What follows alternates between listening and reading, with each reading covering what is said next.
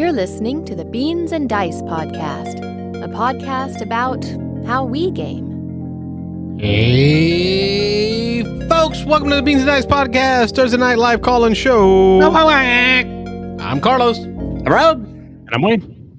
And we are a live board game call-in show to talk about board games and all the fun stuff that geeky goodness that comes along with it. He tripped us up there. He thought we were going to go with the how we game, but he screwed us up. No, it's I am way off kilter. I'm still recovering from this flu type illness that my son brought from summer camp. Gross. It has made its rounds around the home. I think 6 out of 7 of us were impacted with it. I'm certain it's still going to come around, mutating in different versions.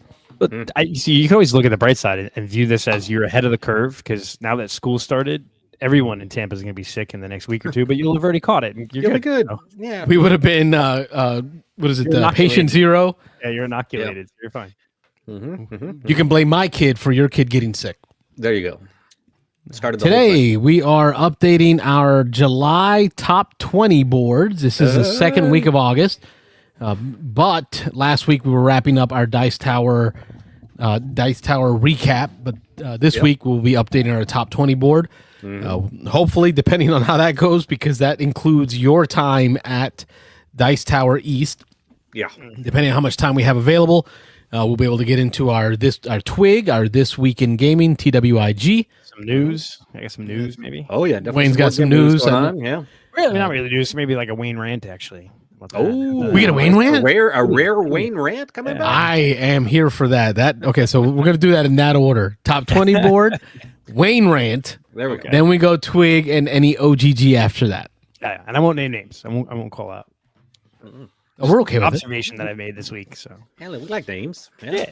We're here for it. All right, so our top 20 board, Rob, tell the folks at home what it is. Yeah, so our top 20, if for those who may be listening or viewing for the first time, this is our top 20 of the year. So these are games that we have to have played since January 1st of this year. If you rank a game, you can re-rank the game only by playing it again. So the only way it moves down naturally is if you rank another game higher, then everything on the list bumps down. But if you want to reshuffle a game, you've got to play it again to get it reshuffled. We do have a Hall of Fame that each of us have about 6 games in our Hall of Fame that we retired off the top couple the last couple of years, and they made it into our Hall of Fame. But so this is our top 20 games played this year. The ranking is pretty open. I know we said that we do a lot of this by just our enjoyment of that particular play of the game. So, there are no real rules. There are no rules. You just rank any rules that are implied here are just that, a perception. Yep. And I guess we haven't just rehashed this. The games that I have over the last 2 years now, because we've been doing this. This is our third year of doing it. Yeah, that crazy. It's cool. Least, I love it. Yeah, it's good. Dude, my fantasy football league is going to year 20. I'm like, really? 22, 25 for me. Yeah. So anyway, I have retired Castles of Burgundy, Brass Birmingham, Comic Hunters, Dune Imperium, and Lost Ruins Varnak. And basically, just anytime I play those games, they would make my top 10, top 5. So instead of clogging that up, we moved it on. Rob has retired Brass Birmingham, Orleans, Terraforming Mars, Dune Imperium, Endeavor, Angel Sail, and Tyrants of the Underdark. And Carlos, you have retired Brass Birmingham, Memoir 44, Clash of Cultures, Castles of Burgundy, Terraforming Mars, and Concordia. Question: will you consider Star Trek Battle for Hoth a Memoir 44 game? Ooh, there's an interesting one. Yes. So when I do Memoir 44, that counts for all my Commands and Colors series. And with Richard Borg just all still being on the box, anything Richard Borg Command and Colors. Okay. It's kind of like me. I like Brass Lancashire, I like Brass Birmingham, and I've combined Wingspan. The spans is kind of like one overarching thing, So, and I'm kind of cheating at doing that, and I'm happy to. It's okay because here we are in the month of August doing July, right? So we're doing July, so just over the halfway mark for the year. and I am struggle bussing to organize and order for these games. Am I wrong, gentlemen? At this point, it's hard to bump those ones at the bottom. Yeah, every time you put one on, you're losing one that you really liked, but it just wasn't quite good enough. Yeah. There are 7 games that fell off my list this month. 6 off of mine. Yeah, and like 2 or 3 of them were really painful. And especially some of these that are coming off my list. I mean, you can see it behind, just over my shoulder here, SETI. Like, just because I haven't had a chance to play it again, I haven't had an opportunity to or you move it. Rated it higher to begin with, and then but I correctly rated it in the top 5. Yeah, would have helped. It was that game that you played, and then the more you sat and thought about that play, the more it kind of it's almost like a good caramel candy. Like it lingers in your jaw for a while, and you're just kind of just munching on it. Agreed. Yeah, I played it 3 or 4 times. And I think too is like, there are games that fell off my list throughout the year that are probably objectively a better game than a game on my list. But I am holding true to the, when I think about a game, it's how did I enjoy that play, or how I've enjoyed the multiple plays of a game that I've had. And it's like there's one on my list it's the last one on my list. It's the first one I'll come to, where it's like the game's probably not better than some of the games that fell off, but I really enjoyed that play. So that's why it's on my top 20 for now. Nice. So, yeah. So hopefully it gives the folks at home some insight. You don't want to be in our minds when we do this. Nope. It's about as close as you want to be in there on our thought processes. Yep. I'll go first. I didn't have the big, I was going to say Gen Con, but the Dice Tower East experience that y'all had. So I really thought I was going to have the easy month. But while you guys were away at Dice Tower East, apparently I played some good games, because it made it a little bit of a struggle bus to decide how to do this. So let me give me the board. So there's our board. There's 14 different games played in the month of July. For me, July included, and I'll start at the bottom of my Insights page.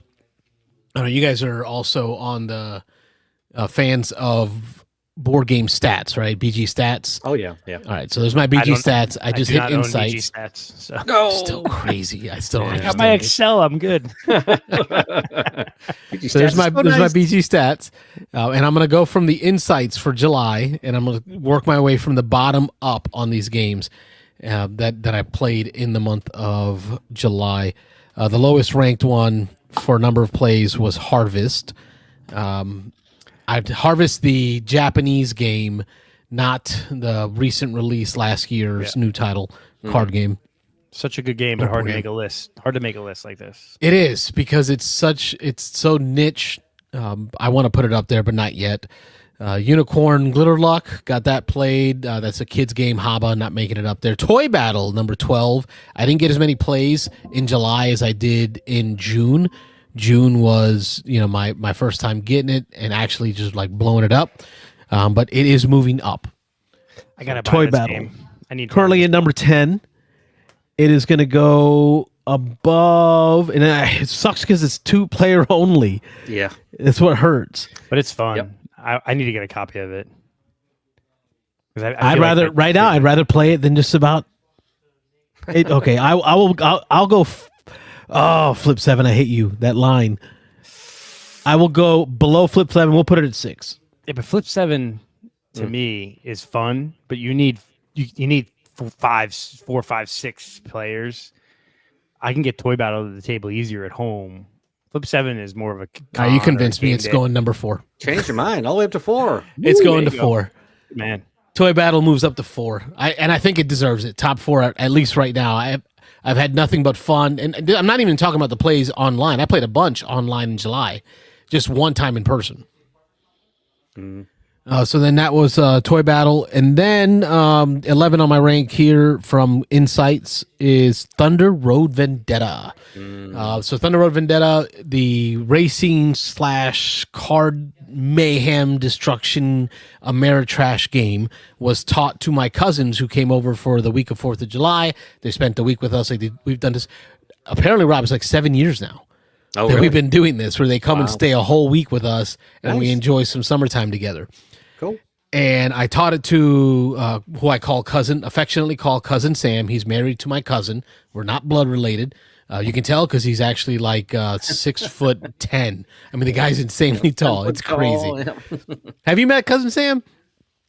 Wayne? He's the real tall guy. I don't think so. Okay. Cousin Sam, I've taught him a game every time he's come down here. And every time I've gone up there, I taught him a different game. And we had a great time playing it, Thunder Road Vendetta. And he says to me before he leaves, that was the best game I've ever taught him. Ever. So in like 7 years of knowing this guy, of all the games I've taught him, it was the best game I've ever taught. A couple weeks after they leave, I get a message from my cousin Anisha, his wife, asking me, hey, what exactly was that game that y'all played? So apparently it must have been talked about up in Georgia when they returned home. Yeah. It stuck for good reason. Thunder Road Vendetta is one of my favorites. It is going in my top 10. And I think I'm going to start moving Flip 7 down. So Guild of Merchant Explorers is coming off the board. Actually, I'm going to be adding 4. So let me go ahead and... SETI. Can you believe this? SETI is coming off the board. No, you got to play it again. It's going to have to get played again. Lost City is coming off the board because it's one of my bottom 4. And then Trekking Through History is coming off the board. But that means I'm going to be adding 4 games. Right now, I will be adding to this list Thunder Road Vendetta, and it's going all the way up to number 6. It's going above Flip 7. Okay. Well, I can definitely agree with that. I'm a huge fan of Thunder Road Vendetta. It's going above Camelot. Oh, it's going above Camelot. It's going to 5. All right. Thunder Road's fun. That is, you know what? I'm not even ranking yet. Right now, I'm just going to put them in an order, and then we'll rank. I tell you what, Thunder Road is a great game with the right group. Like, right. The 3 of us, Dan, like most of the Beansanddice crew, actually almost all the Beansanddice crew would be a great group. Sure. I could see this game falling really flat if you get a bunch of like just dull people. You have to like get into the chaos. I was worried about that. I love my cousin Sam, but he's like a mortgage guy. So he's a finance guy. He's very analytical, Yeah, there you go. He also doesn't drink. So it's like, I'm like, this might fall flat. Like this might just fall flat here. But no, that chaos just ensued. All right, so I'm putting it between Toy Battle and Camel Up now. Somewhere out there.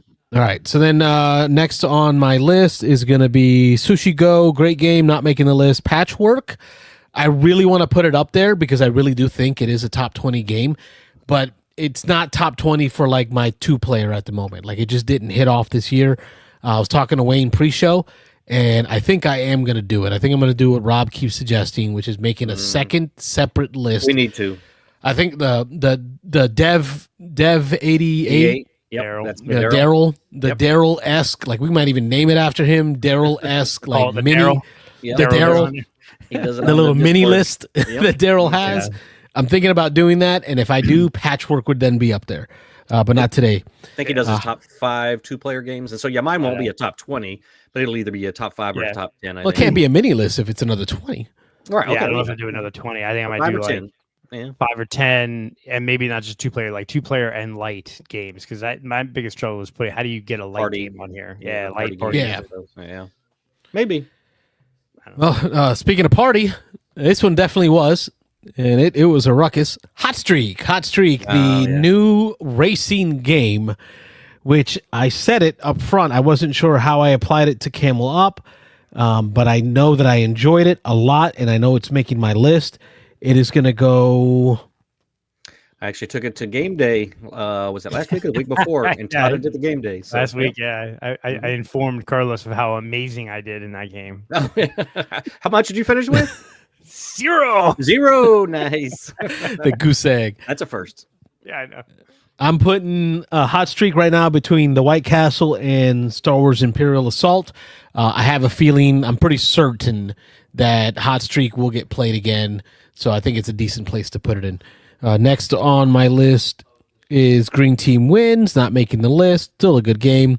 And then new to me, thanks to my buddy Wayne, thanks to his buddy William, friend of the show, Nerdy Weds, Rumble Nation. Wayne and I just got done playing 2 matches on BGA of Rumble Nation. It is an area control game based off of dice.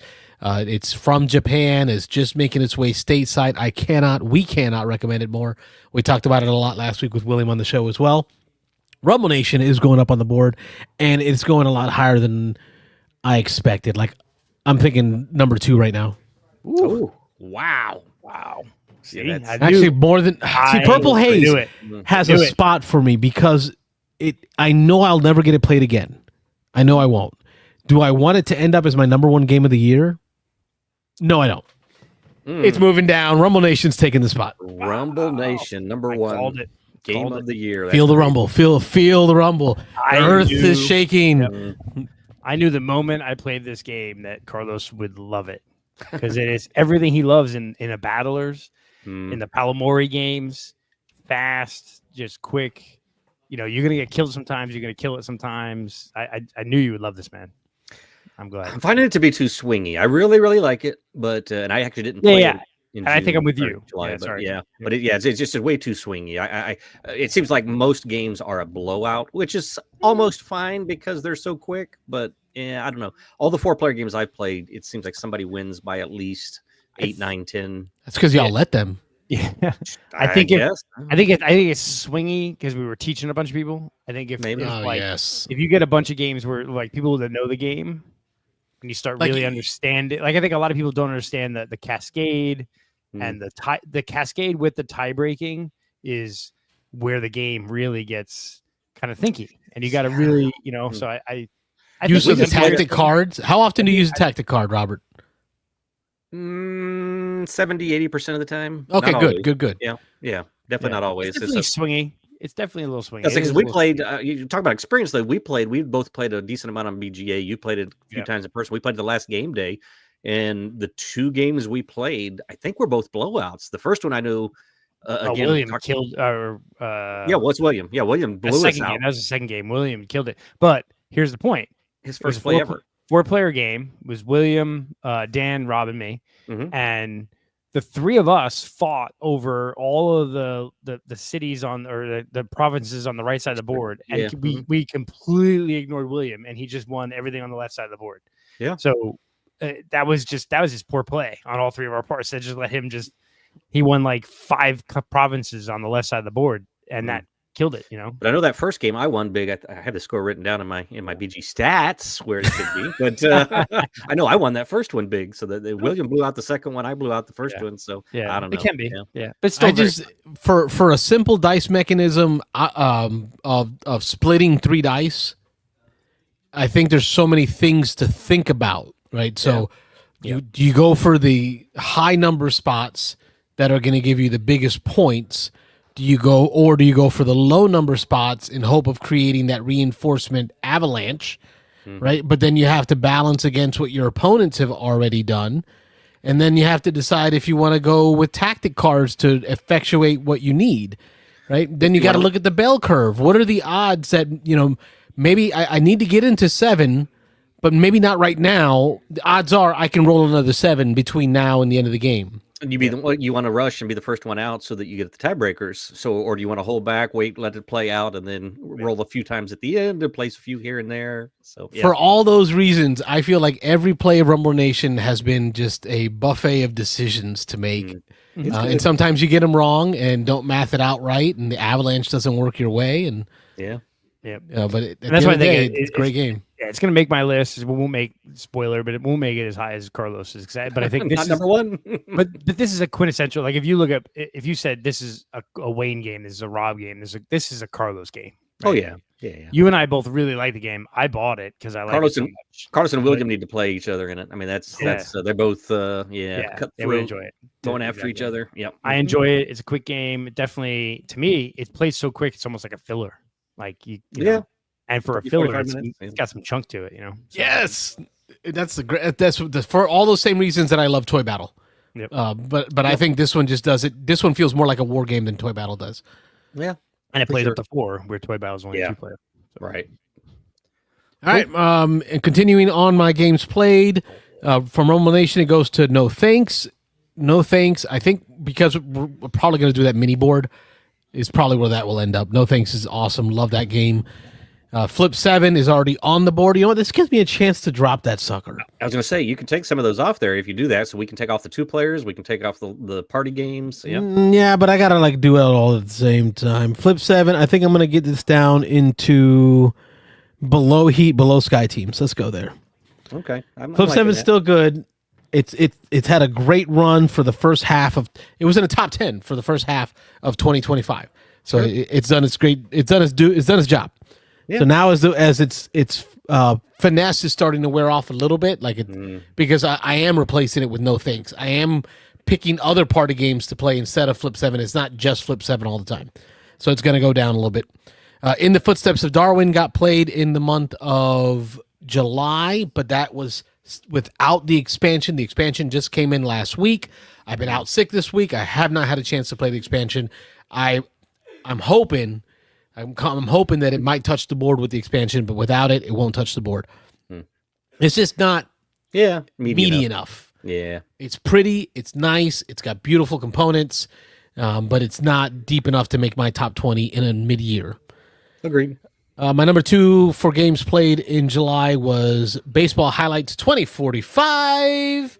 I played it like 5 times in July, and it is going on the board, and it is going middle of the pack because it belongs there. Let's go.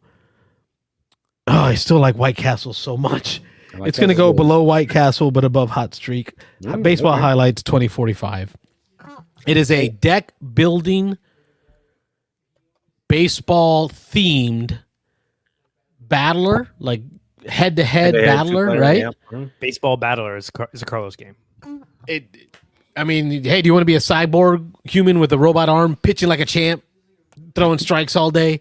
Or do you want to be a robot, play a robot that is just a dinger, all he does is hit home runs all day long, but plays no defense and can't pitch? Or do you want to be a natural, which is just an all-around decent player but the best fielders in the game? So it's got this rock, paper, scissors thing going where you play tit for tat back and forth, putting runners on the board. It's just Rob and I. Rob introduced it to me.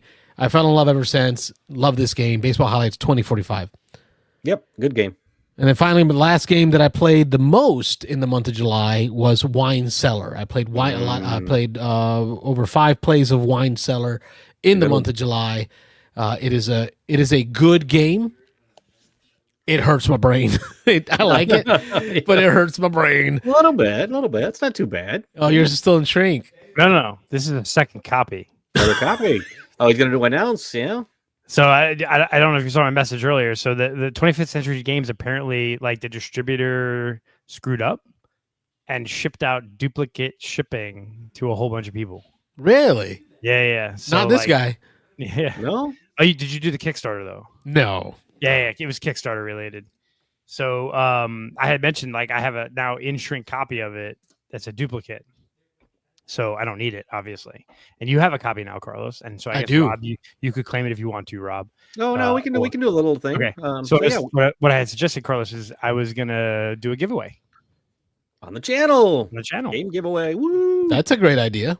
Yeah. I'll let you figure out how to make that happen. Well, I put it in the chat. I think you missed it because he had asked you and you went off on something else. But yeah. Any comment? I'll go through the show. I'll write down who makes comments. Anyone who comments on our show the next couple of weeks. Let's say, well, I'm out for Dragon Con, but so let's go mid-September, like next 4 shows. Anyone who comments, I'm going to write your name down. You'll get an entry. If you call in, you get 5 entries. And then which episode do we start this on? This one. Why not? Right now. There you go. We're announcing it right here, folks. Right now. There you go. Right freaking now. We've got a giveaway for a Wine Cellar with the promo pack for the Kickstarter. If you comment here, you'll get an entry during the show. One entry per not one entry per comment, but if you comment during the show, you'll get an entry. If you call in, you get 5. Okay. And after, let's say, mid-September show, my birthday is the end of September, so I'll do some kind of random drawing. Sweet. And whoever wins, I'll ship it out to you. That's each week. So if you comment this week, you get 1 entry. You comment next week, you get 1 entry. You call in both weeks. 10 entries? Yep. Yeah. 10 entries, yep. Sweet. I like it. I love it, Wayne. There we go. Phone lines are open. There you go. Wine Cellar coming your way. All you got to do is comment or call in. All right, so that gets my end of July. Let me give you the board update here. Let's fix this thing. So it looks like a game that you just scraped into a box. No, Mike, no lawsuit, because they literally said to me, give it away, donate it, do whatever you want with it. So I have permission to give it away. He literally says give it away, so I'm giving it away. Nice. They can't make money if they send out 2 copies of everything. No, I got an email from Chad Elkins at 25th Century Games saying, "Hey, you won the lottery. This is coming to you. You do not need to return it to us. It's a mistake. It's taken care of. We only say if you don't, since you have 2 copies, give it away to somebody else or donate it away or whatever." So here we go. All right, so here's my updated board. At the top of the board, we'll start at the bottom. Bottom of the board, number 20 is Cascadia. Number 19 is Fellowship of the Ring trick-taking game. Number 18, Brian Baru. 17, Potion Explosion. 16, Foundations of Metropolis. At number 15 is Flip 7. Number 14 is Sky Team. 13 is Heat, Pedal to the Metal. It's hard to read there. I'll fix that later. Number 12, Hero Quest. 11, Star Wars Imperial Assault. Number 10, new to the list, Hot Streak. Number 9, new to the list, Baseball Highlights 2045. Number 8, The White Castle. Number 7, Camel Up. Number 6, new on the list, Thunder Road Vendetta. Number 5, moving up to number 5, Toy Battle. Number 4, Endeavor, Deep Sea. Number 3, Ezra and Nehemiah. Number 2, Purple Haze. And new to the list and ranking champion number 1, Rumble Nation. That's pretty good. That's my top 20 board. Which of you gentlemen want to go next? I don't care. Doesn't matter. Rob, rock, paper, scissors. I can go if you're ready to throw some stuff up there, Carlos. Yeah. Okay. So I'll put the board up, and I got my Sharpie and some magnetic tape. You're gonna write fast. We open up the phone lines, Carlos, just in case. Yeah. Go ahead. And, call in now. They can interrupt. We can keep going. Yeah. Let's do that. 618-7099. Feel free to interrupt me and get those entries for your copy of Wine Cellar with the promos. So lines are now open. Wayne graciously putting that up. So very nice. And I'll pay for the shipping in the continental United States. Okay. Rob will drive it to your house. I will come and knock on your door and leave it on the doorstep and run. So, so our international guests. I apologize. I'm not paying for international shipping, so you have to be in the continental United States. Asterisk. Expensive. Anyway, Edmund's typing right now. No. Although Edmund's been a long time listener, I might pay for the shipping there. Why not? If it's Edmund, we would all pitch in for that one. Yeah, maybe, and a bunch of stickers while we're at it. Yeah, for sure. Yes, distribute those suckers. Okay, so I've got 6 coming on my list. So it's not as many as I think I said last week or the week before that I figured it'd be about 10. It'd be about half my list. But yeah, what's coming off there, Carlos? So number 20. Beyond Horizon. Beyond the Horizon, yeah, okay. Architects of the West Kingdom. Architects of the West Kingdom, got it, okay. 18, Paladins of the West Kingdom. Ooh, Paladins. 17, Kinfire Delve. Ooh, that's a good one. That is a good one. That was tough. 2-player game, though. 16, Korra, Rise of the Empire. Really good one. 15, Sky Team. Another 2-player game. So, yeah, we got to do that 2-player list. Maybe by next month, we need to get that ready to go. Yeah. And number 14, Finspan. Actually, Finspan is going to stay.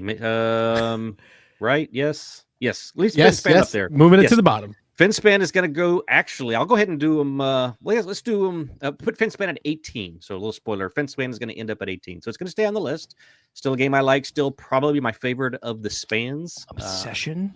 Yeah, really. Yeah. So this is hurts. What? I mean, we talked about how this hurts, but out of here. I need to play Obsession again in person. I've been playing that a lot on board. No, but it's on the list still. Sorry. So yeah, I got to figure out what I did here. So Obsession is going to stay there. Give me names. We'll put stuff on. What's at 20? So number 20 is a game I played at Dice Tower. It's Unconscious Mind. Hopefully you can fit that on a list there. But yeah, this game I really liked. I was actually talking to Nick. I was playing some games. I've actually played Vantage. Spoiler alert for our This Week in Gaming. Oh, This Week in Gaming?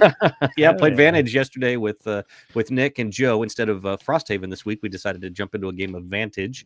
And I'll give us a little bit more on that. But we were talking about Unconscious Mind because as we had mentioned on the show before, Jim won the Kickstarter Deluxe All-In copy at the Dice Tower East. And so he had bought a version of it, or the base version of it, I think the day before or 2 days before. And so he had a copy up for sale, and Nick bought that copy. So he actually, Nick got a chance to play it with a couple people at his house, I think last week. and he liked it enough. He said he kind of agreed with me that it's a good Euro. It's a really solid. It's got some interesting things going on, some interesting mechanics. It didn't wow me, so I mean it's not going up at the top of my list, but it belongs at 20 for now. So we'll see. I know I will play this more because Jim has a copy now. Nick has a copy.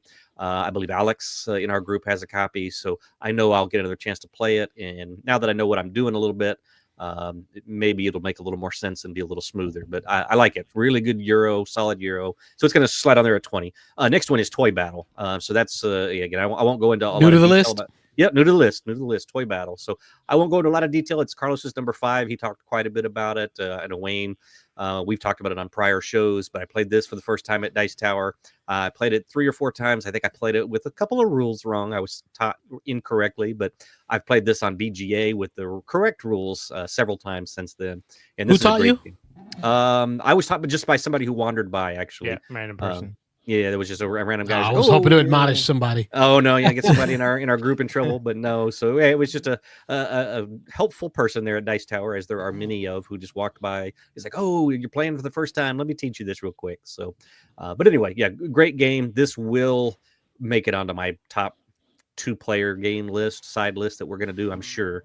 But anyway, so Fence-Spin is going to slide back there, like I said, at 18. Obsession is going to slide to 17. So again, it is still on the list. Yeah, it's Wayne, still on the list. but, I'm okay with that. I'm all right. Yeah, it's still there.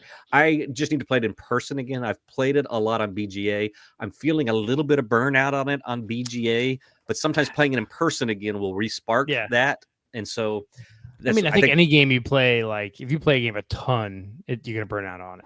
It's kind of hard to. We're not the kind of people who play one game and play one game only forever. Yeah. So yep. So Obsession's there, and another person play. I think it'll definitely slide up. I mean, it's such a good game. But 16 is gonna be Lisboa, so that's on my list. That slides down. Sorry, Carlos. Yeah. There you go. I don't want you. I can't see your hands. I don't know if you're writing. I'm good. I want to stop you from writing. So yeah, Lisboa is at 16, so that slides down. Great game, heavy Euro, great theme, lots of fun, lots of mechanics. I think Wayne would really like this one for sure. Carlos might like it. It's a heavy game, but it's a ton of fun.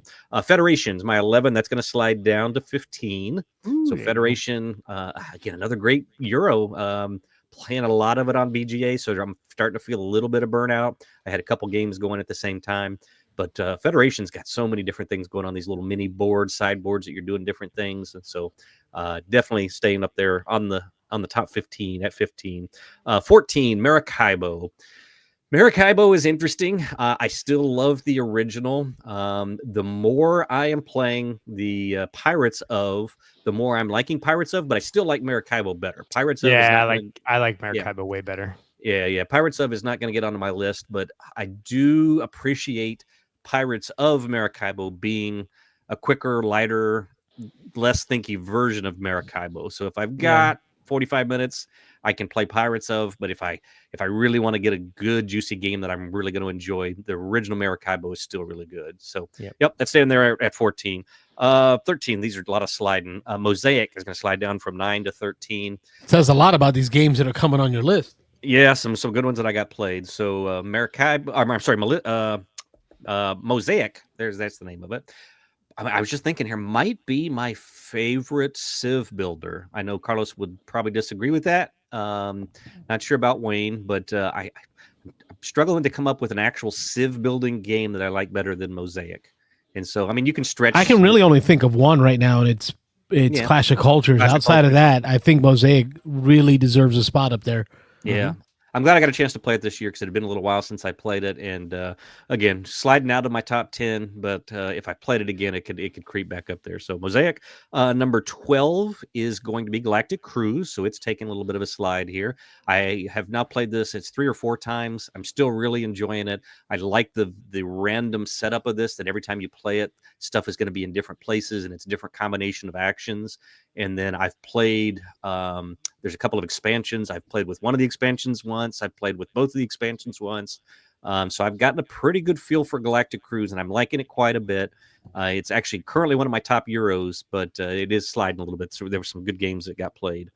A new one on the list, 11. So you get that right in hand ready, Carlos. This one is Star Wars Battle of Hoth. I mean, was just a lot of fun. I played it at Dice Tower.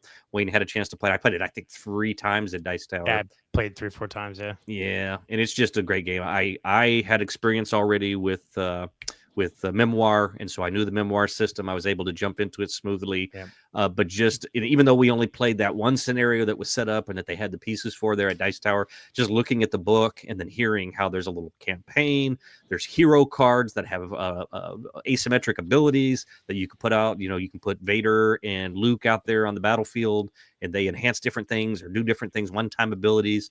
I can't wait to get my hands on it, and I need to find somebody who wants to play through a campaign. I know Carlos is hard to nail down for a campaign.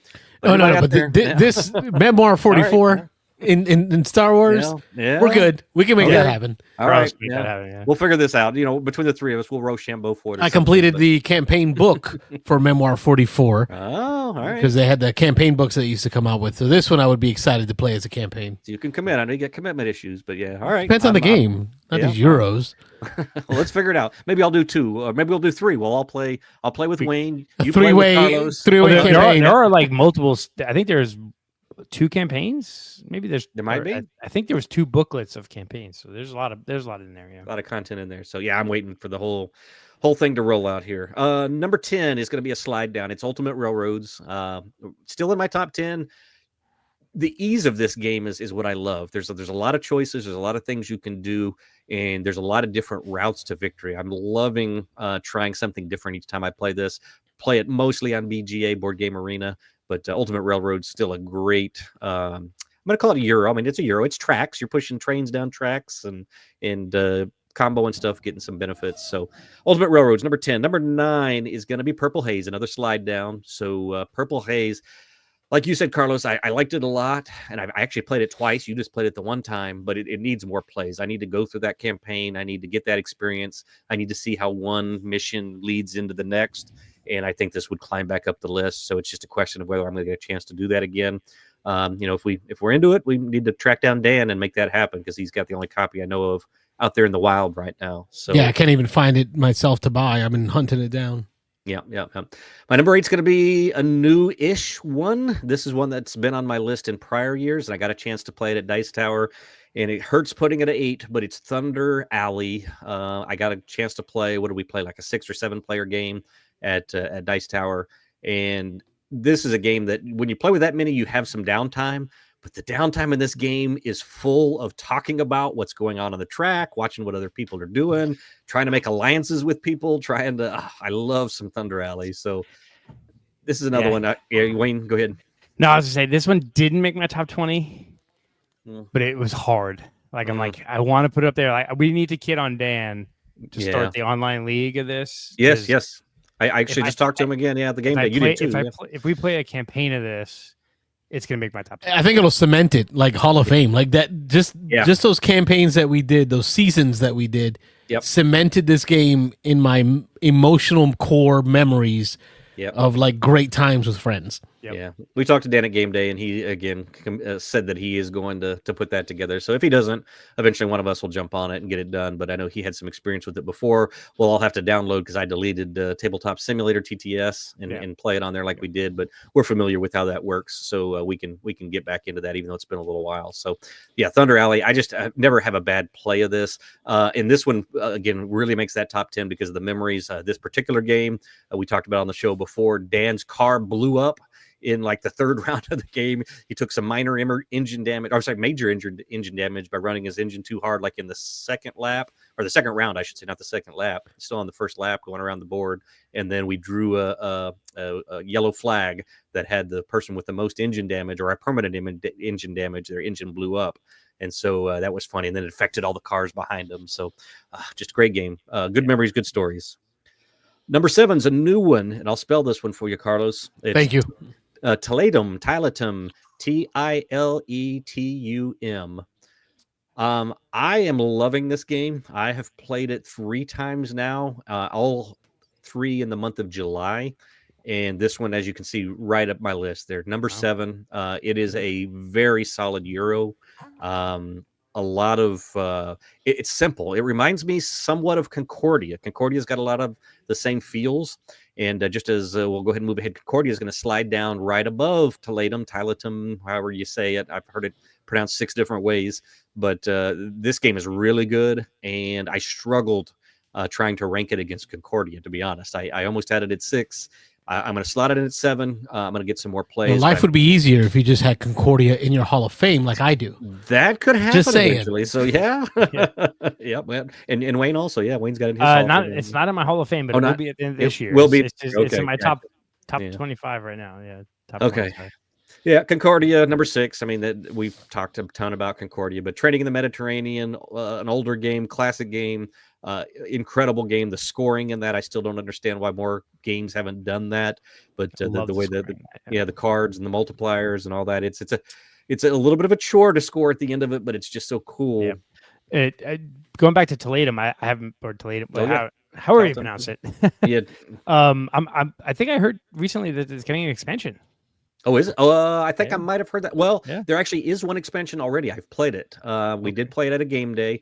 I think Alex had it, me, Sam, and Jim played it. It is the miners or it's miners or something. There's another whole sideboard. No, but there's another one coming next year. Yeah, Prospect for Silver.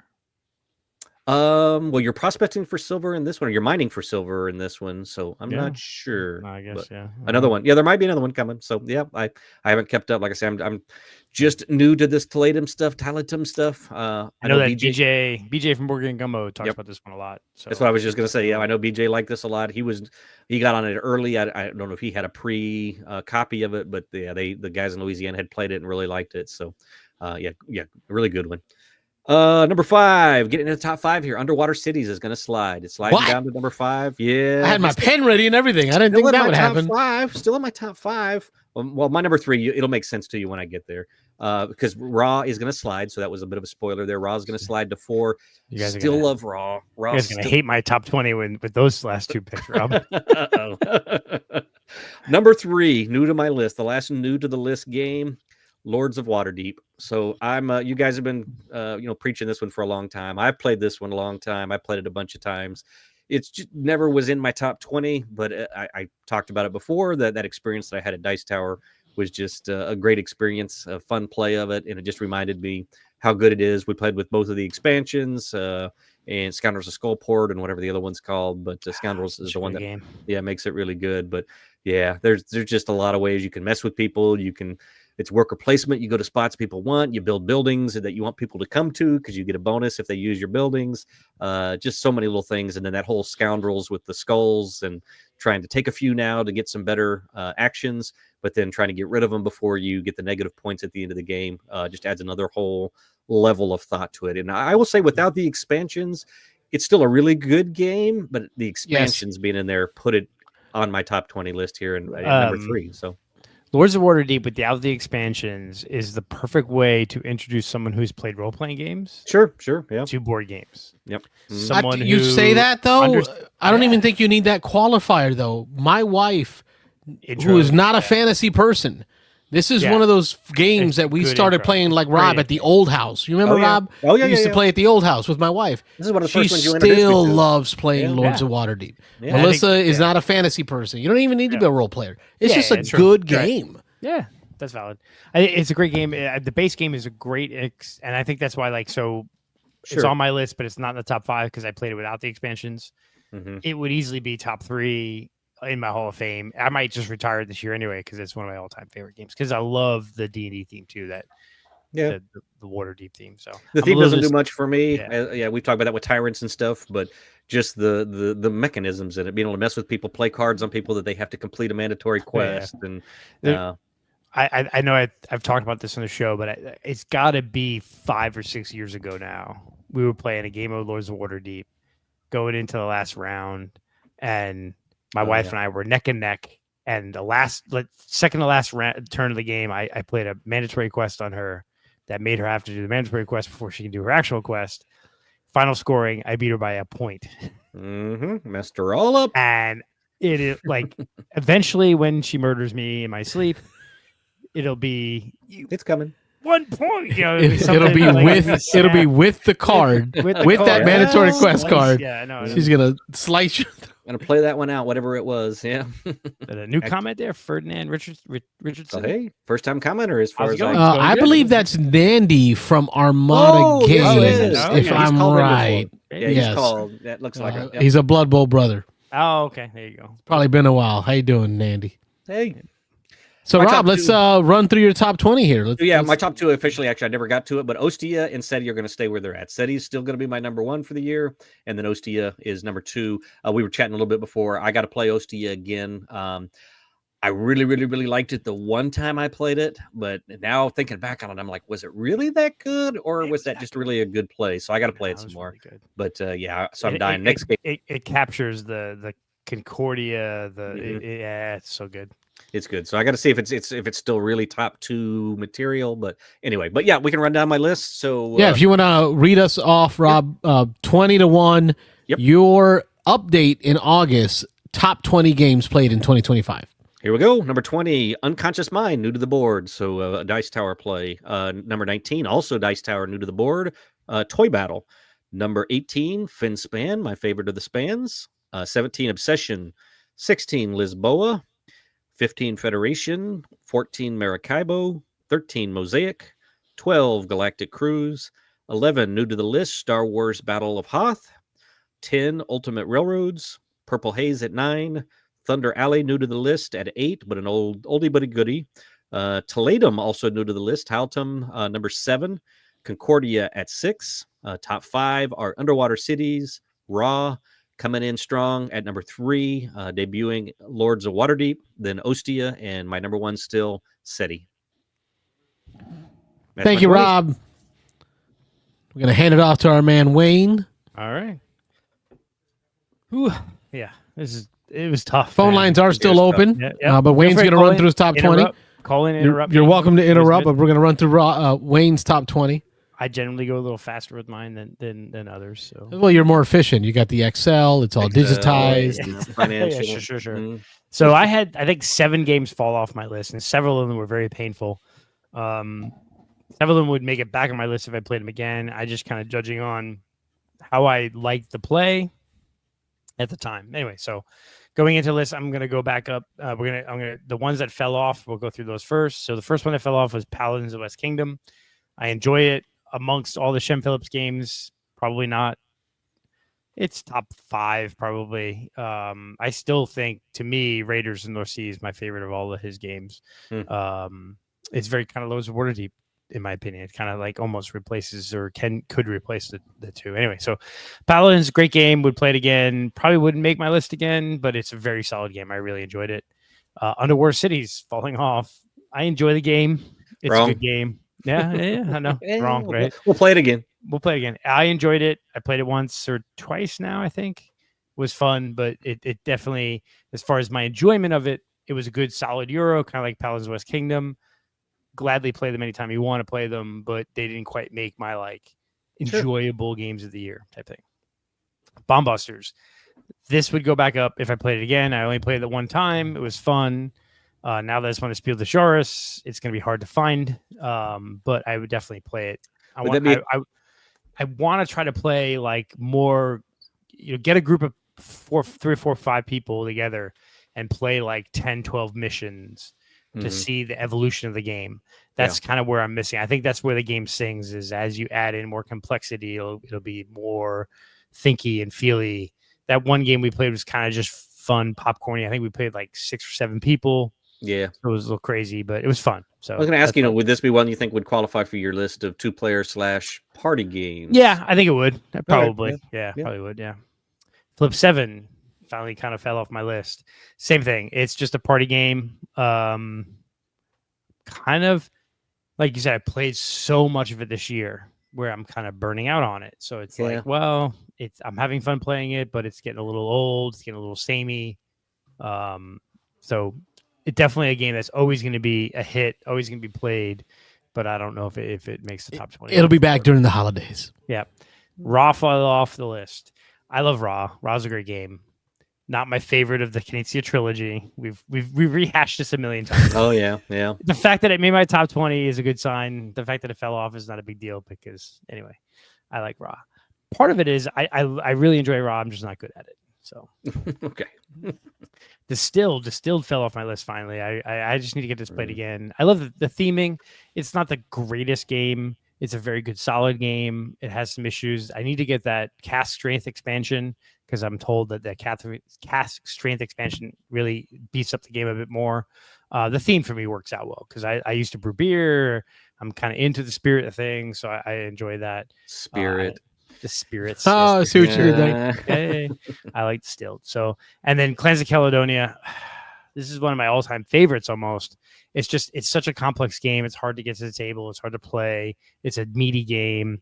The expansion, I got the expansion coming in a couple months, maybe. So we'll get it played again, probably when I get the expansion. But it's a really solid game. It's probably the best Kickstarter I ever backed. The one that I really, because I loved, because having this game, it's kind of not in regular print, so it's hard to get. So I enjoy having Clans. Good game. Yep. Mm-hmm. So those are all the games that fell off my list, which is amazing because that is a great list of 7 games. Like just in general, the fact that these all fell off my list is kind of crazy.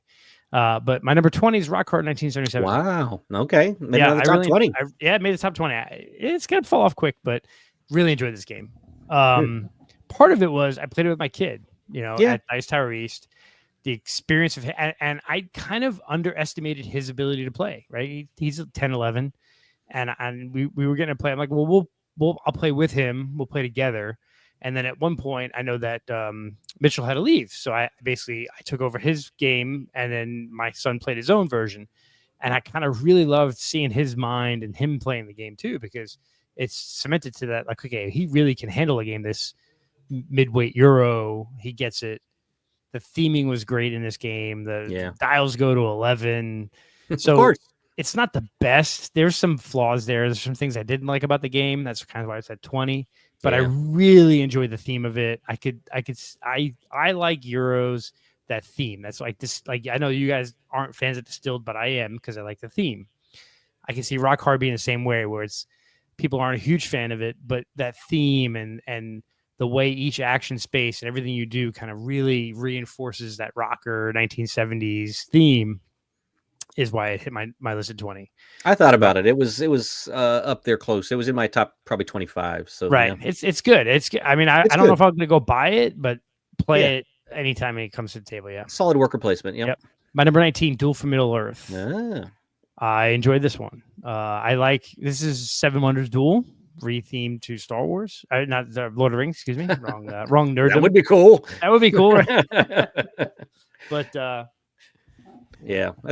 don't hold your breath too long. They might do that. They might do that. Yeah, might be. I really enjoyed it. I like Seven Wonders Duel, but I own this now, and I would gladly play this. I wish it was on BGA because I have my buddy Kevin. Him and I have like a role. Like we have like the 15 top 2-player games that him and I are just forever in Lost Cities and Patchwork and Jaipur and Targi and Seven Wonders Duel. If this was on BGA, him and I would be just forever playing it. It's a great version. I love it. So Lord of the Rings theme worked well. So that hit my list. Yep. Let's Go to Japan. Almost fell off, but I played it again, so it kind of stayed on my list. We've talked about it before. I enjoy it.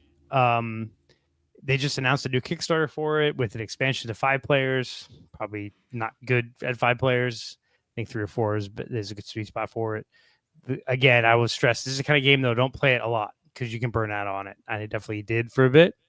I really enjoyed playing it, but it's like a couple times a year kind of game for me. So Crusaders still hitting the list. I know Carlos likes this one. You need to get it played, Carlos. That game is the only reason that I've got my box of Rolling Realms out because I just found out apparently that they have a Crusaders that will be done Rolling Realms pack. Yep. So I am going to be ordering that because that's how much I have just love for Crusaders that will be done. I love the rondel there, and I think that Crusaders hits to Ostia, right? So Ostia is. Concordia meets Crusaders, with it's good. So I really enjoy it. I really love Crusaders. I love the mechanic of you're building, you're building across the board. You're taking the actions. You're either building or crusading or, trying to move and do your influence. I enjoy this game a lot. Better without the expansion, in my opinion. Yes, I was 100%. so disappointed. Nope. Yeah. Not even. So glad I never bought the expansion. I just owned the base game. So yeah, so that might have fallen off, but it got pumped up because. See, but I threw the box away and then I combined it in the base box, but I don't want to play with it anymore. So what am I going to do? Like I'm just going to separate it out and put it in its own little baggie and put it in the box. Throw it away. No, just leave it in the box, but it's marked expansion. So, yeah, Crusader's good. 16 Rumble Nation. I enjoy it. Great game. Hit my top 20. Again, it's a Carlos game. It's a Rob and Wayne love it game, but not like it to strong like, but not love. Carlos not number one. Not number one. Yeah, strong, but it's fine. I totally can see it being Carlos's number one, but I really enjoy Rumble Nation. I love the fact that it's 30-40 minutes. I love the fact that the box is like tiny, right? It's this thin box that, it's like, there's not a lot of room left in that box. You're getting everything in that box, the thing. So hold on a second. What? We got Mike in the chat talking about me keeping it like I do with every other game I own. Of course. Ever. Never leaves the collection. Once it's I've never, ever, I don't know, You've day. gotten rid of games. You've given away games. And yeah. I have, to the right people. Yeah. For the right reasons. Right. Yep. Sorry. 10-year-old going to bed. That's all right. Hey, family first, man. I'm all about family. So yeah, Rumble Nation hit my top 20. I'm really enjoying it. I enjoyed it so much I bought it, which at this point is kind of a good statement because I'm kind of done buying a lot of games. Like I used to be like Carlos. Now I'm more like Rob, where it's like, well, I'm not going to buy a game till I played it, till I enjoy it, till I know I want to own it. Be like Rob. Yeah. For the price, for that $30 to $40 price range, it's a fantastic game. So it's definitely hit my top 20, excuse me. All right. Stone Age, I've talked about that a ton, staying on my list. It kind of moved down a bunch. It was higher up, closer to 10, kind of bumped down to 15. Viticulture, same thing. Love it. One of my all-time favorites. Gonna hit the list most times I play it in a year, but it moved down a bit. Oop, hey, spoiler. Let's go back up that way. Hit the wrong button. Spin span, wingspan. I kind of combine the two because I think I love the simplicity of Finspan. I love the single player version of Finspan and how quick and easy it is to play it. I still love Wingspan and the kind of the bigger, they have more expansions. I think over time, as Finspan gets some expansions, it'll probably be just Finspan for me, which sucks because I own the big nesting box for Wingspan and everything. I'm sure they'll have a big nesting box for the or a big what are they like aquarium, a tank? Yeah, there you go. Yeah. Aquarium box. Yeah, aquarium box. Toy Battle hitting my number 12. I really like this game. And it was funny is the more I play it, the more I think about it, the more I want to own it. Don't disagree. Toy Battle's good stuff. Really but it's like out of print now. It's like sold out. So really that quick? I can't find it anywhere. Really, I had so much fun in Louisiana with Mitch and Connor. We played just back-to-back rounds of Toy Battle in the lobby of that hotel, and the guy at the front desk came over and just left his post and sat and watched us play, and commented on like, "Oh, you forgot to get your star there." Like he just like not board gamer, but he was like, I see this and I love it. Right in it, yeah. Rob and I are in a Toy game Battle's right now. that good. Yeah. Rob and I are in a game on BGA right now that's very tense. It's good. He rushed out to a big lead, but I think yeah, you got you scared me there. You got a pretty good line going to my castle. Copy this game. Yeah, I'm on defense now. You're on defense now. You're defending. Yeah.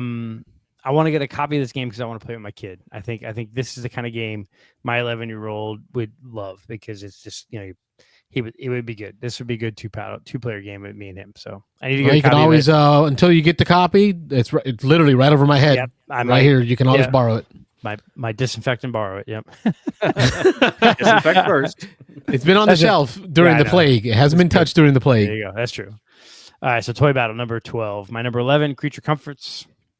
It has fallen, mostly because there's just such better games ahead of it. But as far as a family Euro kind of game, this still hits home. I've talked about it a ton. Love it with my family. Fromage.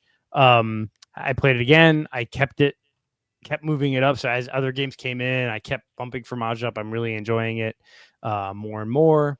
Kind of regretting not doing the most recent Kickstarter with the Fromage plus the expansion / Italian version. Probably should have done that combo. I might actually look at the late pledge to see if it's available because it's a fun one. I really enjoy the Lazy Susan board. Yeah, I need to play it in person because I'm still not putting games that I've only played on BGA on my list. But yeah, I got to play it in person so I can get it on my list. Yeah, it's really good. Fun. Yep. So, Maracaibo, my number 9. I enjoy it. Such a good game. I love the story. I love, I think Maracaibo and what's the Age of Sail, Endeavor Age of Sail. I love that pirate era. That era, that Age of Sail era. Fantastic. Yes. Yeah. Love that era. Yep. Any game in that set in that time period in the Caribbean is I'm there. Sign me up. Number 8, Lords of Waterdeep. It would be higher if I played the expansions, but it was base game play. So it's number 8. Love the game. One of my all-time favorites. Would be one of my 5 games for Doomsday if I ever was on that show. So yeah. Madeira. Played this a while ago. Probably gonna slightly fall off the list because I loved it. Loved playing it, but it is so hard to get a copy of it. So until I think it gets a reprint. Or someone buys the version of it, it's going to be hard to like. I probably won't ever play it again unless we play it at Janela and my brain. It's coming to BGA, or it might be on BGA right now. I was my kids just recently in the last month got on BGA, and my 2 older kids, and so I was just going through all the games the other night for it took me a half hour probably to go through all the games just to see which ones they knew, and I ran into it. I saw it on there. So look that one up. I have to double check that. Yep. But yeah, great game. I really enjoy it, but it's gonna be hard to play it more regularly. So we'll see. My number 6, SETI. Dice Towers Game of the Year. I really enjoy this one. Rob has it as number 1. I have it at number 6. This is a new ad, right? It's a new ad. Yeah, the Blues new ad. Yep. Yeah. So it's close enough, but just one play. So it really the game's 5 through 1. It'd be hard to replace one of those at this point, but it's a solid game. Definitely. What's interesting is you're not seeing Galactic Cruise on here. I before the show I was talking with Carlos. I said I enjoy Galactic Cruise, but the more I thought about my play, I was just kind of like, it was good, but it didn't really grab me. And there's kind of between Rock Hard, 1977, and Galactic Cruise. And I'm like, well, I had a lot more fun playing Rock Hard than I did Galactic Cruise. I enjoyed Galactic Cruise. It was a great game, very solid, crazy production value, but SETI, I really enjoyed. SETI, I keep thinking about what could I have done different? And oh my God, next time I know I got to get to the aliens faster. I got to do this better. So after I played the SETI the one time, I've thought about that play and how to play it. Whereas Galactic Cruise, I was kind of like, if I played it again, I'd basically just do the same thing I did last time, right? There wasn't divergent thought there of how I could play it differently. So now I'd gladly play Galactic Cruise again, but SETI was good. That hit my list. It was high, obviously. So SETI number 6. Nice. So for me with SETI, I want to explain a little bit on SETI because I know mine dropped off this month. So both of you guys have it on your list. Mine dropped off, and it dropped off because of where I put it on my bottom half of my list. The one thing that kept me from putting it higher was the length of the game.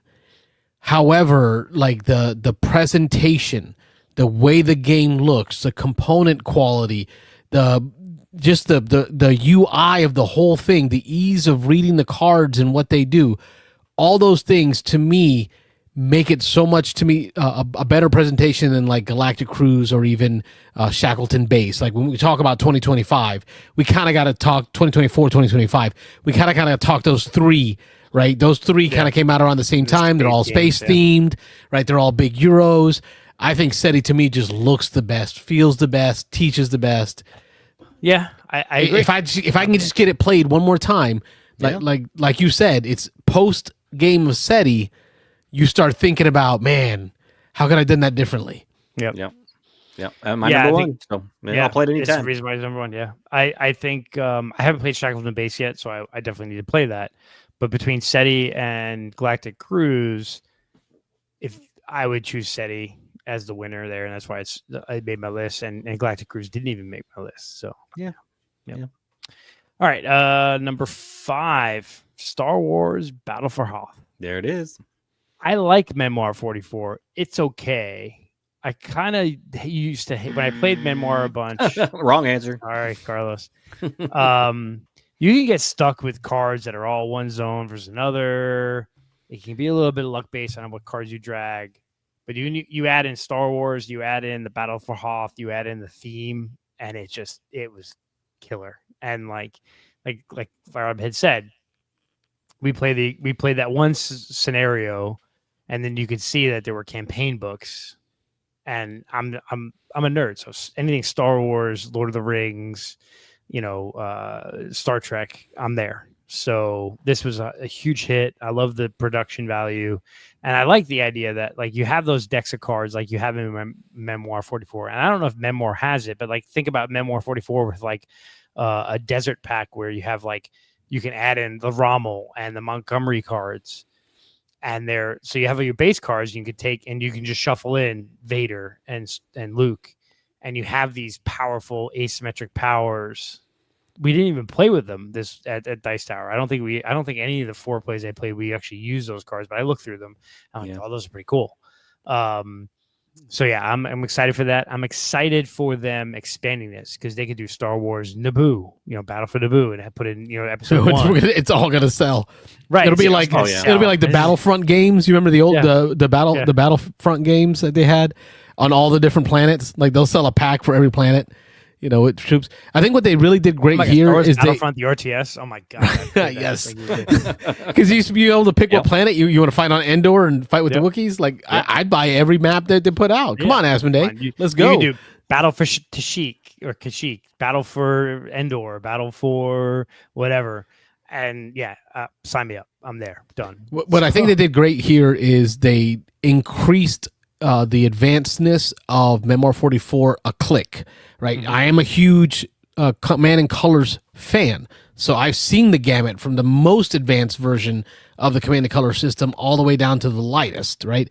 Memoir falls in the bottom 25% when it comes to rules complexity. Mm-hmm. So that gives you an idea of how much more complex it can get. Right. What they did here with the Star Wars is they added the separate decks.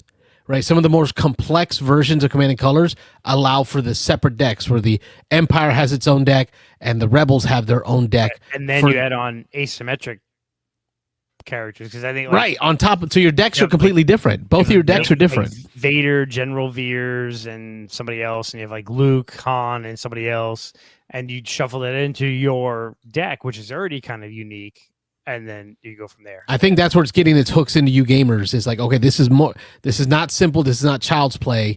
There is a little bit of randomness in here, but it's acceptable based on all the things I can do to mitigate it. I cannot wait for this to come out. After 3 or 4 plays at Dice Tower East, it's going to hit my top 5 because I really just loved it. Part of it is the Star Wars theme. The Star Wars theme did it for me. If it wasn't Star Wars, if it was just a generic memoir game without the theme, it probably wouldn't even hit my top 20. But throw that Star Wars in there with a campaign, that really sold me. I hadn't even played the campaign, but just seeing the campaign, I'm like, oh, okay, gotta play that. Yeah. So, all right, number 4, Tyrants in the Dark. This is a Beansanddice favorite. We played it at Dice Tower East, loved it. Love this game. We played it. We didn't actually play it this past game day, I think, but we were no. It was one of the 4 games. The only one of the 4 games that Dan brought. We didn't play. Yeah. So Tyrants hit the deck. It's a great game. Love it. We've talked about it a ton, so I don't need to expand on it. Yeah. Then Ostia is my number 3. We talked about that a bunch. Obsession is my number 2, and Concordia is my number 1. And so by the end of this year, I think at least 1, 2, 3, probably 4 games might be going to my Hall of Fame. By the end of this year. So there's my top 20. So going back again. Yep. All right. So slow it down here because I want to edit our 3 together and put it out as one clip. Okay. Each of us running from bottom to top. Sure. So go ahead. So number 20, Rock Hard 1977. Love the theme. Great game. Duel for Middle Earth, number 19. Let's Go to Japan, number 18. Crusaders, Thy Will Be Done, number 17. Rumble Nation, Rock Carlos is number 1. Hit my number 16. Stone Age at number 15. Viticulture at 14. The Finspan Wingspan combo at number 13. Toy Battle coming in at number 12. It needs to get back in print quickly because I need a copy. Creature Comforts from Kids Table Board Games at number 11. Fromage at 10. Maracaibo at number 9. Lords of Waterdeep at number 8. Madeira at number 7 needs a reprint desperately so people can get their hands on this game. Hopefully the Vassal rule holds true. Number 6, SETI, Dice Towers Game of the Year. Number 5, Star Wars Battle for Hoth. Number 4, Tyrants in the Dark. Number 3, Ostia, which is getting released supposedly sometime this year in the United States, so it'll become more available. Number 2, Obsession, and number 1, Concordia. All right, that is Wayne's top 20. And we got a call. Beansanddice Podcast. State your name, where you're calling from. This is Joey from Colorado. Hey, Joey. This is, I believe, Joey's second call. Am I right? Third. Third call. We screwed it up. 5 entries right now, Joey. 5 entries. You just got them. Welcome back to the show. I think we hit a record last week, but yes, thank you. You guys are great. Thanks. Thank you. I wanted to pose, if my call has a form, this will still remain in that form. I want to pose a topic, but I actually want to pose 2 topics, but one is fleeting. But one is a game where you think something should have been involved and wasn't, and I have a example of that. I'm going to need that. Yep, I'm still getting over this cold. Okay, no worries. I'm going to say, if you guys have ever played Fury of Dracula. Mm-hmm. It's one of my favorites. I love it. Great. Have you noticed there's no Renfield in the Dracula deck? Okay. There's I don't think I have, but that's interesting. Yeah. I was thinking more like a mechanism that was missing out of the game, but you're talking about a thematic thing.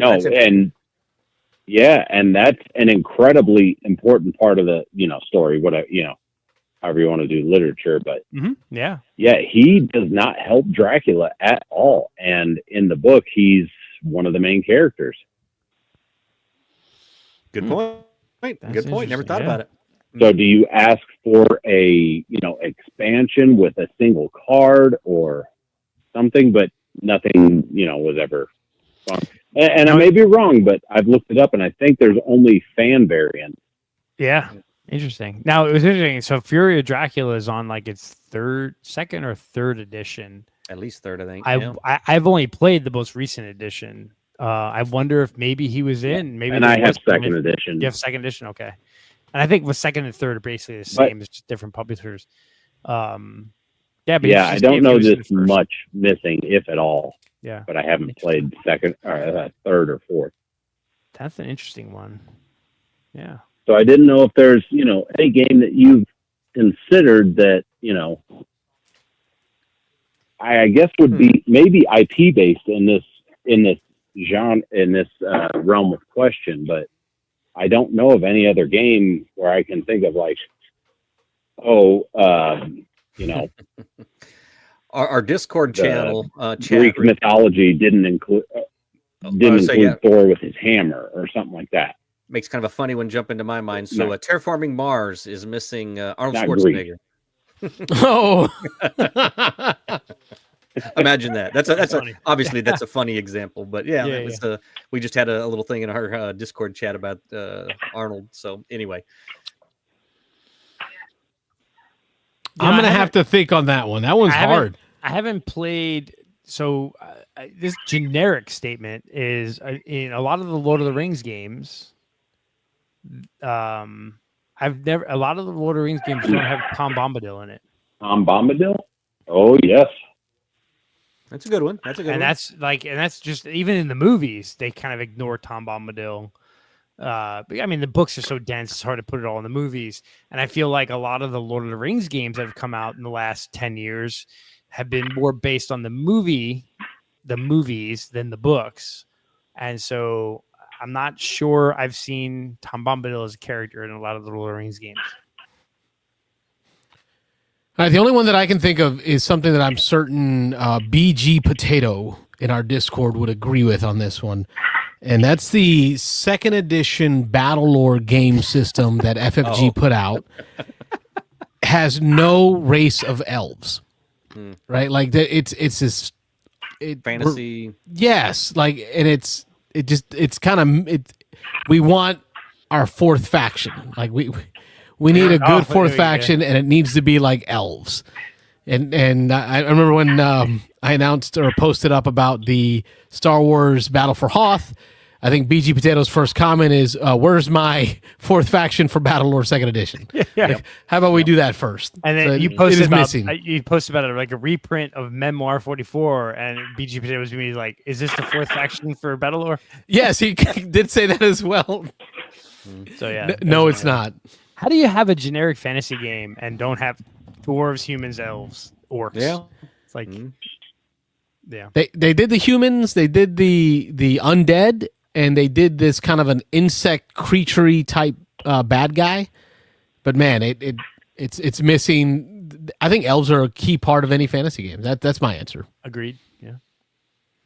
Now this was part one of two for Joey's questions. Yeah, what's the other one? I'm curious. Oh, that's actually a very good question because I totally forgot. He's one of us. He's one of us. One of us. It happens. One of us. One of us. I'll say this. A game has been sitting on my table for weeks. I think actually since the last time we talked or prior. And it's not because it hasn't gotten played. Well, it is because it hasn't gotten played. But for some reason it hasn't gotten played, and that's Great Western Trail, and it's not any indication on the game. But I'll just pose this question: is there a game that you've sat out on the table, and not because of tired necessarily, because I think we've all done that, where you set it up and then you're like, it's 9:30 and it's time to go to bed. But is there a game that you can recall or a time frame that you can recall where you just weren't feeling it to play games or just didn't have the time? For me, the most recent one that has been the culprit of I'm going to eat your table space for a week but not be played has been Life in Reterra. It's an inn. Life in Reterra. It's the Eric Lang, Phil Walker Harding, Praise be. Praise be. Target, originally a Target exclusive. I'm not sure if it's still a Target exclusive. Mass market board game, which the more I read the rules, the more I want to play it, the more I set it up, the more it just doesn't happen to happen. So it's for me, Life in Reterra. Rob, you got anything? I can't think of one. I'm trying to think. It's been a long time since I set something up and didn't play it. I usually get a pretty solid commitment before I set something up. I think I might have set up at one point Kenfire Delve, which isn't much of a setup. It's just a deck of cards. But there are some things that have to go. Rob put some cards on the table. And, put some cards on the table, picked them back up. So yeah, I set that up and was expecting the kids to jump in, and they weren't into it. And I was like, all right, well that's whatever. So I think and I think, Joey, I don't know if you're talking about just solo play too. Like, I think my problem with solo play is if a game takes a while to set up, I'm going to set it up and then just be like, nah, I'm good. So one that I want to play more that bounces off every time I like either start to pull it out or get ready to set it up, I just go, this is going to take too long. I just don't even, Final Girl. I love Final Girl. I thought about that, but it has some setup and clunkiness, like all right, what villain and what this and that, and it could take a good 30-40 minutes to really kind of set it all up. Maybe if I played it more often, it would take faster to set up, but I'll say 30-40 minutes based on having played it a couple times. Where like I would love to play it more. If it was faster to set up, I would play it more, but because it takes so long to set up, by the time I get it done, I'm like, nah, that's for solo. But I'll agree. Great Western Trail is one that I really would love to love, It's the same guy from Maracaibo. Is it Alexander Pfister, or am I getting that wrong? Yeah, no, you're correct. Great Western Trail guy, right? Okay, Great Western Trail, right. So like if I saw 2 boxes, I am immediately going to go to the Maracaibo. Great Western Trail, I've tried multiple times, and it just kind of doesn't hit with me for some reason. It just doesn't work. Like I get that it's a good game and that people love it. Me personally, I bounce off of it. And so for me, if I had it, it would get set up and not played a lot because it's one that I get that people love, but I think Maracaibo is so much better than. It's interesting because Rob put Pirates of Maracaibo on his list, and then Wayne's got Maracaibo on his list. Well, no, mine's regular Maracaibo. Regular Maracaibo. Yeah. Right. I like Pirates more and more the more I play it, but I still prefer the regular Maracaibo. Yeah, and I think I like Pirates less the more and more I play it. Like it's just too fast. It is quick. Like it's very quick. It's almost Pirates Maracaibo to me has the same problem as White Castle. It's over before it begins. Yeah, it can be. It depends on who you play with.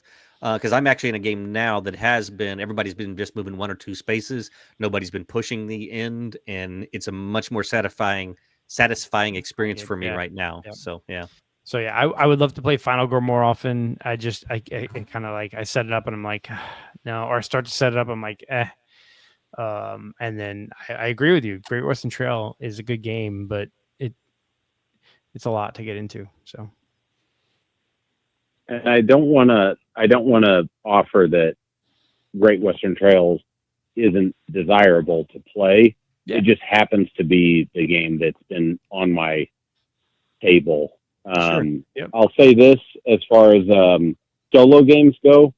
If has anybody played For Northwood? I want it. I want it. I've looked it up. I had trouble finding it for a while there. It's been. I actually, before it was available, I started marking up a standard deck of cards,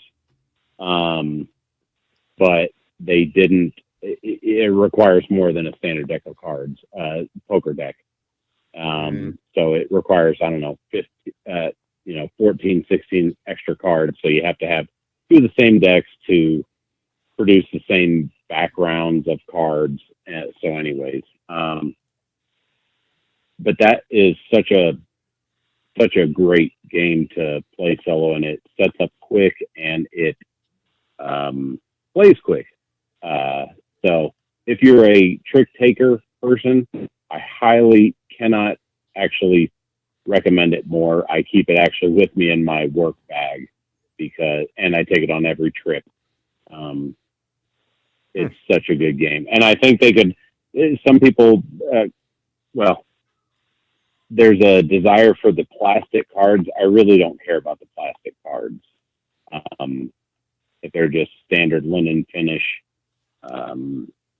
poker cards or bicycle cards, whatever, that would be great. And then I'll just offer this last one, which I was sitting out here and I saw a bat fly above. Is there any IP that you think is, I don't want to say underrepresented, but underrepresented in the market? I'll just offer that Batman, I really don't know of and for that matter, let's say maybe Iron Man, Spider-Man, Superman, do they just not lend themselves to, or is the cost to get them too high? There's an IP thing. Or I would have to think. Just no. Yeah. Yeah, I mean, there's been a bunch of Batman games. Create so many games. Failed, yeah.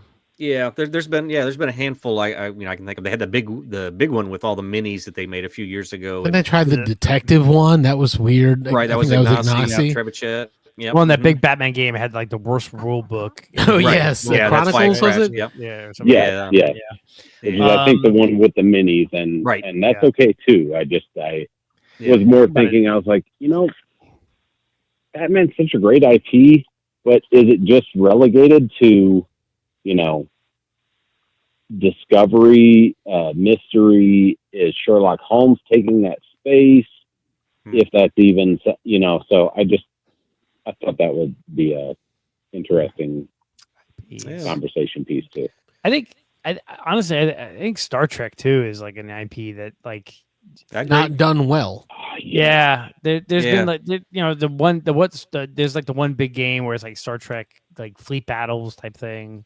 I've got Fleet Captains, which it's fun. It's an older game and it's definitely shows its age, but it's a fun little game. Ascendancy, I think that one did well. Yeah, I have Star Trek Star Trek version of Castle Panic, which is good, but it's really hard. By the way, yes, very hard. Really we hard. Played it, yeah. But I feel like Star Trek is one that does. There's not a lot of good IP board games based on Star Trek. Lord of the Rings hits it out of the park. Star Wars hits it out of the park. But when you think about the other big nerddom, I mean, I think even Dungeons and Dragons, you've got Lords of Waterdeep, you've got Tires in the Dark, there was a bunch of other Lord of the Rings games that have been pretty good. So I think your Dungeons and Dragons are pretty covered. I think Star Trek really could use some good board games. Like, where's my like Euro Star Trek? Yeah, I'm a fan of the IP, and so I mean that's definitely one I'd like to see more. And if I had to throw one in there, I guess the only one that jumps to mind, and there's been a lot of them, but I'd say aquascaping, fish, aquariums, kind of stuff. I just because they're ugly. Hobby, so yeah, you got some pretty fish out there. Come on. They got that game coming out later this year, right? About building an aquarium, right? Aquanauts or something. Well, there's that family weight one there where you're putting fish into an aquarium, and with that I've seen that one, and then Sanibel's coming out, which is going to be. No, but there's one coming out later this year that was all about building aquariums. Yeah. It's I can see the cover. I don't remember the name of the game, but it's a family. It's got that 50s timey artwork. Yep. That's the one. Yep. I don't remember the name of it. But, I think Rob's right. The whole fish aquarium thing isn't really well done. Yeah.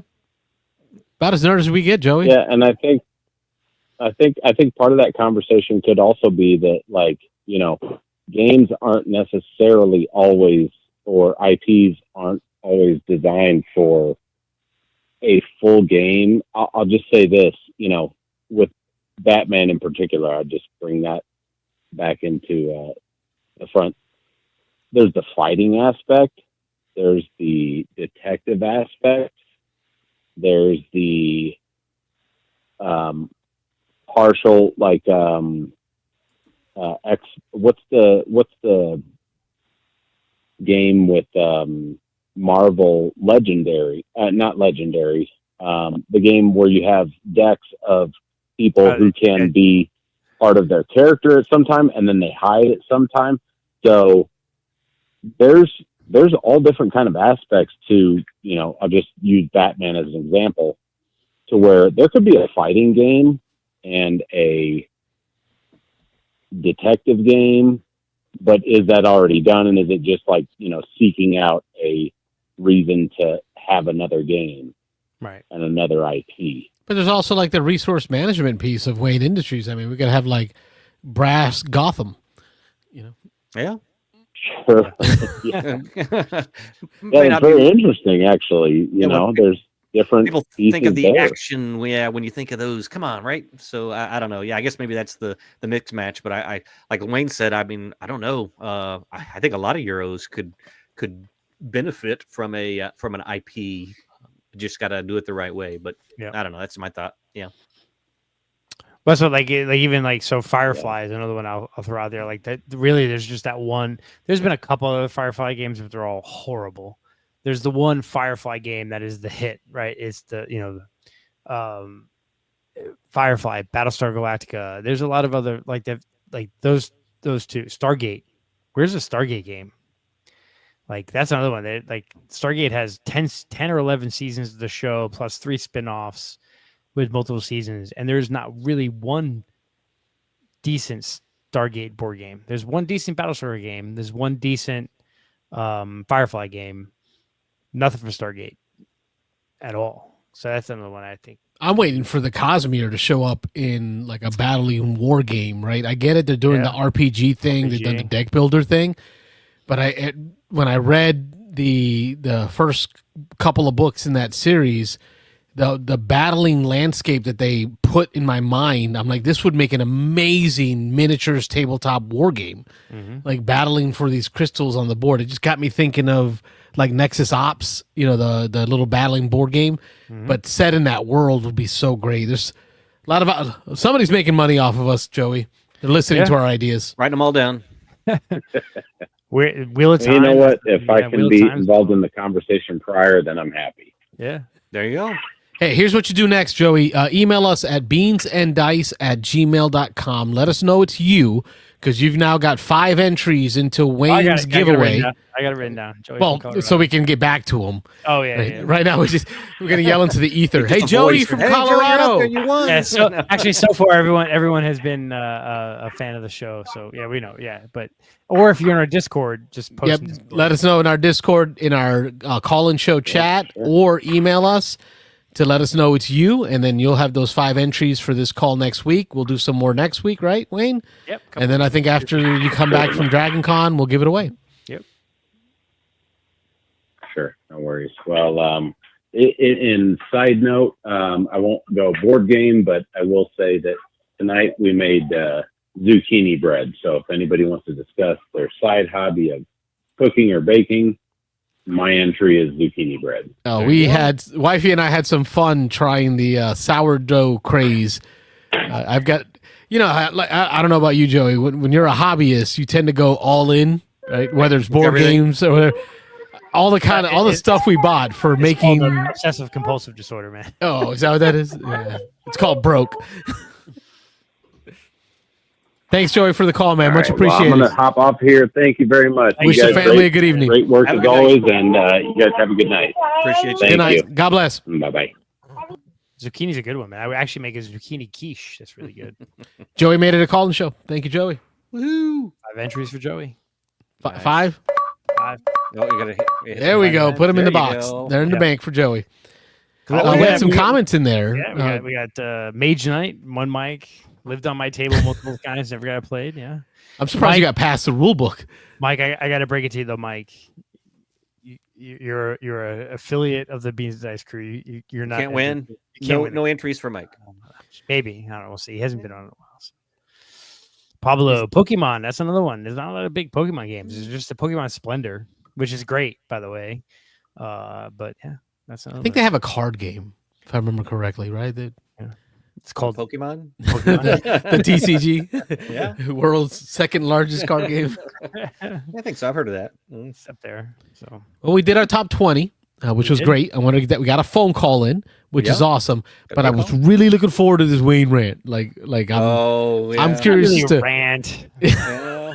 Hey, don't hype me up and let me down, brother. All right. No. So maybe not everyone in our crew knows, but certainly we talked about it on the Discord server. There was a game that was released at Gen Con that after people got it in their hands, there was a little kerfuffle about it. So Ace of Spades, it's a card trick-taking poker-based game. That Solitaire, I think. Solitaire or 2. Solo 2. Very similar to Balatro, which is a very popular online game. And it had a lot of hype, and there were copies being sold prior at Gen Con. And then immediately after Gen Con, like a couple of people got the copies and they started looking through the cards. The idea of the game is, it's Ace of Spades, so it's like a poker deck based trick taking battler game, right? I'm probably describing it necessarily right, but anyway. But it's like you're battling against like demons and like villains from hell, right? And you're trying to like beat them. But there were several cards, and it's clear that the initial graphic design of the game was to portray like 1960s spaghetti westerns, the Django Unchained, not Django Unchained, but the original Django and other stuff. But then there were several cards that depicted like a slaver and like a escaped slave and some other stuff that were just poorly done. I mean, pretty much anyone can agree, kind of poorly done. Had this make it through? Maybe we should have rethought this before it got through. So my rant isn't really on CGE, right? We all know they probably like the fact that this made it through all, because we've talked on the show. Devere. We're talking Devere. Devere. CGE is a different issue. Yeah. Yes. Different issue. But Devere. Devere is a great great publisher. We've seen a million great games from them. So the fact that this made it through kind of like you question, but you give them a bit. I'm going to give them the grace and benefit of the doubt. You make a mistake. They owned up to it pretty quickly and was like, we're pulling the game back. This was a wrong choice. A couple of the cards clearly not good. So we're going to pull it, replace those cards for those who own the game. And I've actually heard they're replacing all the cards. They're going to reprint the whole game. Reprint the whole thing. Nice, yep. Yeah. Mm-hmm. So I'm not necessarily, I kind of blame them, not blame them, but I'm kind of like, it's a strike because that was wrong. My rant is like the people covering the game. So I went away on a cruise, and so I didn't listen to my podcast for like a week or two. So this past week, I've been listening to all my podcasts, and I'm like a couple weeks behind. So I'm listening to all of these podcasts. I'm not going to name names because I don't want to name names. I'm just general. And 3 or 4 or 5 of them all covered the game prior to Gen Con. And they were all like, this game's great, and it's this, and it's that, and we love it, and you should get it. It's this great game. Da, da, da, da, da, da, da. Not one of them mentioned these cards. Not one of the podcasts mentioned like, hey, this game's good. It plays really good, but some of the artwork's not the best. Some of the artwork is questionable. Not one of them. And this week I actually started walking again in the morning. So I listen where I really listen to podcasts because this summer's been crazy. So not only did I listen to the podcast prior to Gen Con, I've now listened to the podcast post Gen Con.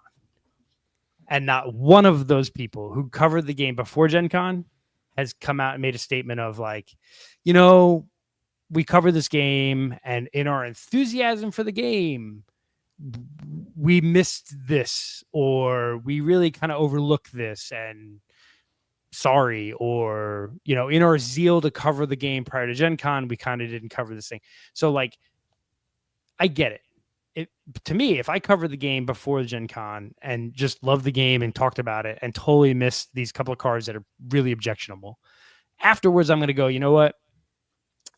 Seeing what happened, seeing what's going on, I covered the game. I still think it's a great game, but clearly the artwork sucks, right? Not one of the 4 or 5 podcasts that covered this game prior to Gen Con has come out and said, we screwed up. Sorry. This wasn't right. We covered it, but we still think it's a really good game, and whatever. Anyway, so I just think that's so disingenuous. Like, if you cover something and talk it up as this is a hot game, you got to buy it. You got to go do it. Like that whole podcast, like sphere of the hype train, you're helping build the hype train. But then when the hype train crashes and goes off the rails, you got to own up to that shit afterwards. Sorry, we're after 10 o'clock, right? At this point. Yes, it is past 10. You got to own up to that after the fact. Like the fact that you missed it, fine. I could talk. And the thing is, I'm going to have grace. And I'm not trying to like, that's why I'm not naming the podcast. If you're going to cover a game and you miss something like that, then either one, you're in it for the free game and the publicity and the clicks, and you're just trying to get like, it's just like, it makes me trust you less because you're not willing to own up to it after the fact. Anyway, so I'm going to pause for a second and let you guys jump in. So Pablo's already jumping in there, and I'm feeling what Pablo's feeling. Pablo 42, aka Jackie Robinson, in the chat says, feels like either they didn't actually play the game or didn't care. Neither looks good. I'm more inclined to the cursory review of the game. Right. So it's a solo game. It's built as a solo, but plays okay at 2 kind of a game. Right. So I can't imagine somebody's going to give this the full, unless you're like a solo, one-stop co-op shop, solo focused reviewer. You're going to give it the playthrough. You'll do the setup, do the shuffle, grab the random bad guy. Be like, oh, that was pretty cool. It's a good game. Yeah, y'all should check that out. Right? And maybe not go through all the cards. I would imagine that I think is easier for me to believe. Which, Wayne, goes to your point. But I also don't know if I believe that I need to play a game 40 times before I can give it a review.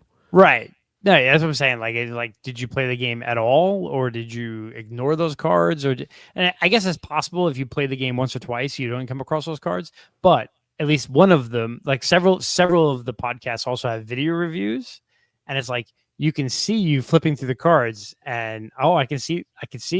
I saw. Now I see it. Now that I can recognize it. Now I can recognize. There's a couple of the cards that are questionable that you literally flip through in your review. So it makes me question, like, and it goes to, I think, part of the whole. And look, we're a YouTube show, so I'm kind of bashing all of YouTube, right? But I think we don't really give the beans on a show. I'll say this: pat ourselves in the back, right? Pat ourselves on the back. We don't review a game beans until we've played it 3, 4 times, 5 times, right? Multiple ways. Right. And we make sure that anyone who's commenting, we've all had a chance to play it. We try to get it together and play it together. Yeah. Like we'll talk about a game we played, but we won't give it like the official beans. Yeah. Yeah. 100%. And I think we've had the conversation before too. Like there's no problem with quote unquote taboo topics in games as long as they're done right. We've talked about Endeavor Age of Sail. Yeah. Right. We've talked about the difference between there's another game that I can't think of right now, but like, so 5 Tribes, when it came out, the original version of 5 Tribes had the slave cards, right? But there was no like historical context there. It was just there. So there was a little kerfuffle there and they changed it. But I think if you, sorry, Rob, in our Twig this week in gaming, we played on Underground, on the Underground Railroad. Yeah. Mm-hmm. Freedom on the Underground Railroad. Yep. Mm-hmm. Freedom the Underground Railroad. Yep. Heavy game, huge historical, like accurate cards with descriptions of like what happened and who was doing what and where and when. Done right. And so like you can have things. And so I think like I think what made this Ace of Spades game kind of like not right is it was kind of like this trick-taking poker game. There was no real context. It was just the artwork slapped on top where it's like that's not necessary, right? And so that's where I kind of like, I didn't necessarily, I don't, DeVere did the right thing. And I think across the spectrum too, like people on either end of the political spectrum and in the middle, I've heard from in the last week or two saying DeVere did the right thing, right? They realize they screwed up. They're correcting it. They're moving on. Apology accepted. Great. Thank you, DeVere. You're still a good game. I'm still going to buy games from you. I'm still going to support you because ultimately you realize you screwed up and you moved on. My issue this week was the podcast that I listened to that covered this game and are now just burying their heads in the sand and hoping that no one notices. Hey, we hyped this game up and we loved it. And, but like we pulled our review because the publisher is republishing the game. And so we're not going to even bother addressing the fact that we gave it 8s and 9s out of 10 and we're going to just ignore it from there. So that kind of irked me a little this week. It's like, I think at least us and some of the other, like the Whiskey Tribe, the Board Game Rundown folks, other folks, like just be honest. Like you can make mistakes. Everyone makes mistakes. It's always the covering up your mistake that's always the issue, and that's never the crime. It's not the always crime. The cover up. The cover up, and that's what argued me. Like I don't mind that you cover the game and your zeal. You may have gotten the game 2 weeks before Gen Con or a week, and you wanted to get that review out. You want to get the review out and you rush through it. That's what I was going to say. That's my feeling is that they just get caught up in that hype. It was that Gen Con was coming. This was one of the games that people were talking about. It got a couple of good reviews. Right. Everybody then wanted to jump on, and they were like, "Oh yes!" And this was supposedly the hottest selling game at Gen Con. Sold out every day. Yes. Yeah, they couldn't keep it on the shelf. It was So just admit it. Be like, hey, you know what? I try to give you guys reviews, and you could say, look, the gameplay is great. The gameplay is good. And from what I've seen in the reviews, it looks like a good game. It looks like fun. Looks fun. And you can say, I totally didn't even think about it. Didn't even hit me. And that's fine because it probably wouldn't have hit me either. Like, I'll be honest. Like if I'm playing that game and testing it out, I might have overlooked a couple of cards, right? And it took after Gen Con when the game was in the hands of several hundred or 1,000 people looking at it before someone went, are these really appropriate? Type things. So, and that's what I think it's like, it's okay to admit you're wrong, or it's okay to say, hey, this is a good game. My review still stands. It's a great game. And when they reprint it, you should buy it. To me, just ignoring the fact that you covered it before Gen Con and hyped it up. And now you're just going to ignore that you did so is there's 4 or 5 podcasts that I trust a little less on their opinions this week than I did last week. That's kind of my rant. I don't know. Anyway, so it's not really a rant. It's just really disappointment more than anything. Wayne's rant. Beans and Dice Podcast. State your name. Where you calling from?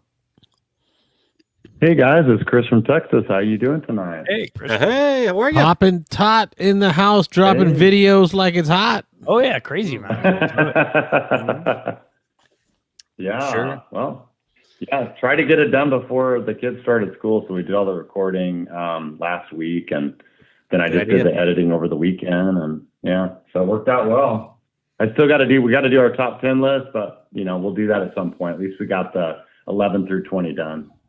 Nice. What you got going on? Oh, well, I saw your top 10 or your top board, your board tonight, Rob. I was managed to get on there for a little bit and see that. And I saw you had Battle of Hoth on there. And that's one that I watched a review on recently from the Dice Tower, and I was pretty impressed with it. I definitely want to pick that one up. I think it's like number 11 on your board or something like that.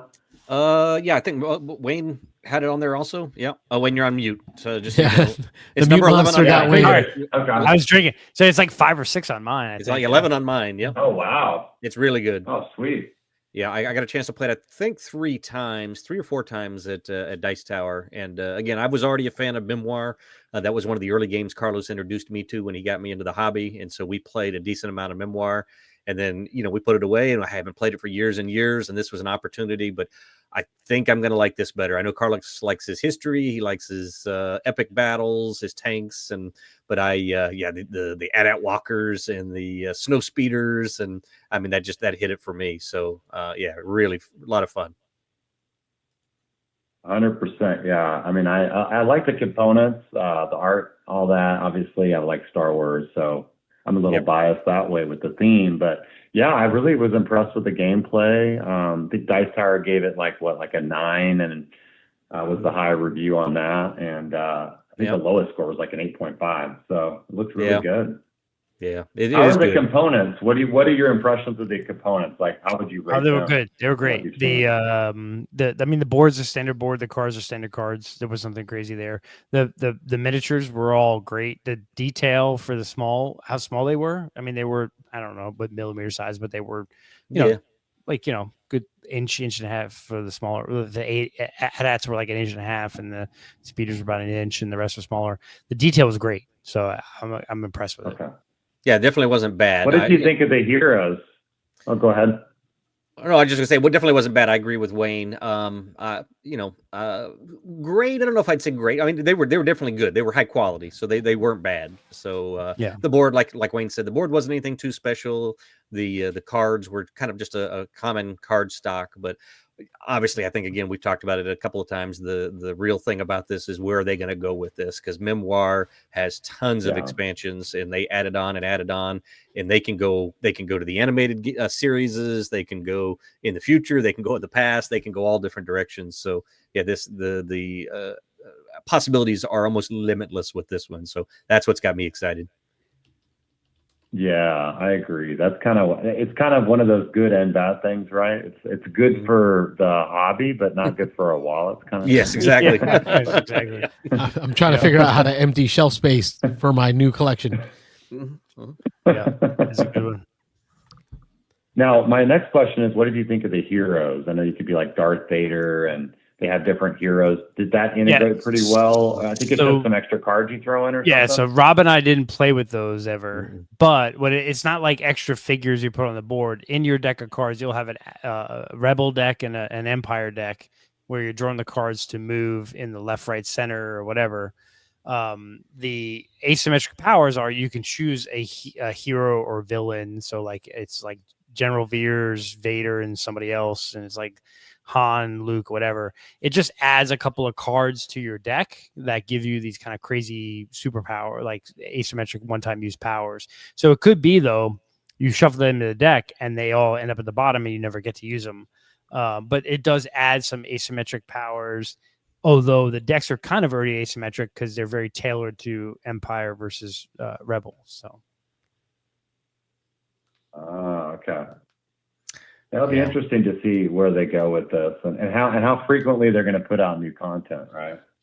Right. I can't imagine it being. Yes, I can't imagine it's going to be a slow trickle. I would think they're going to get quite a bit out there at the front end and see how it does. You battle for Hoth, battle for Naboo, battle for Kashyyyk, battle for whatever Coruscant, whatever. You could easily put out a bunch of these.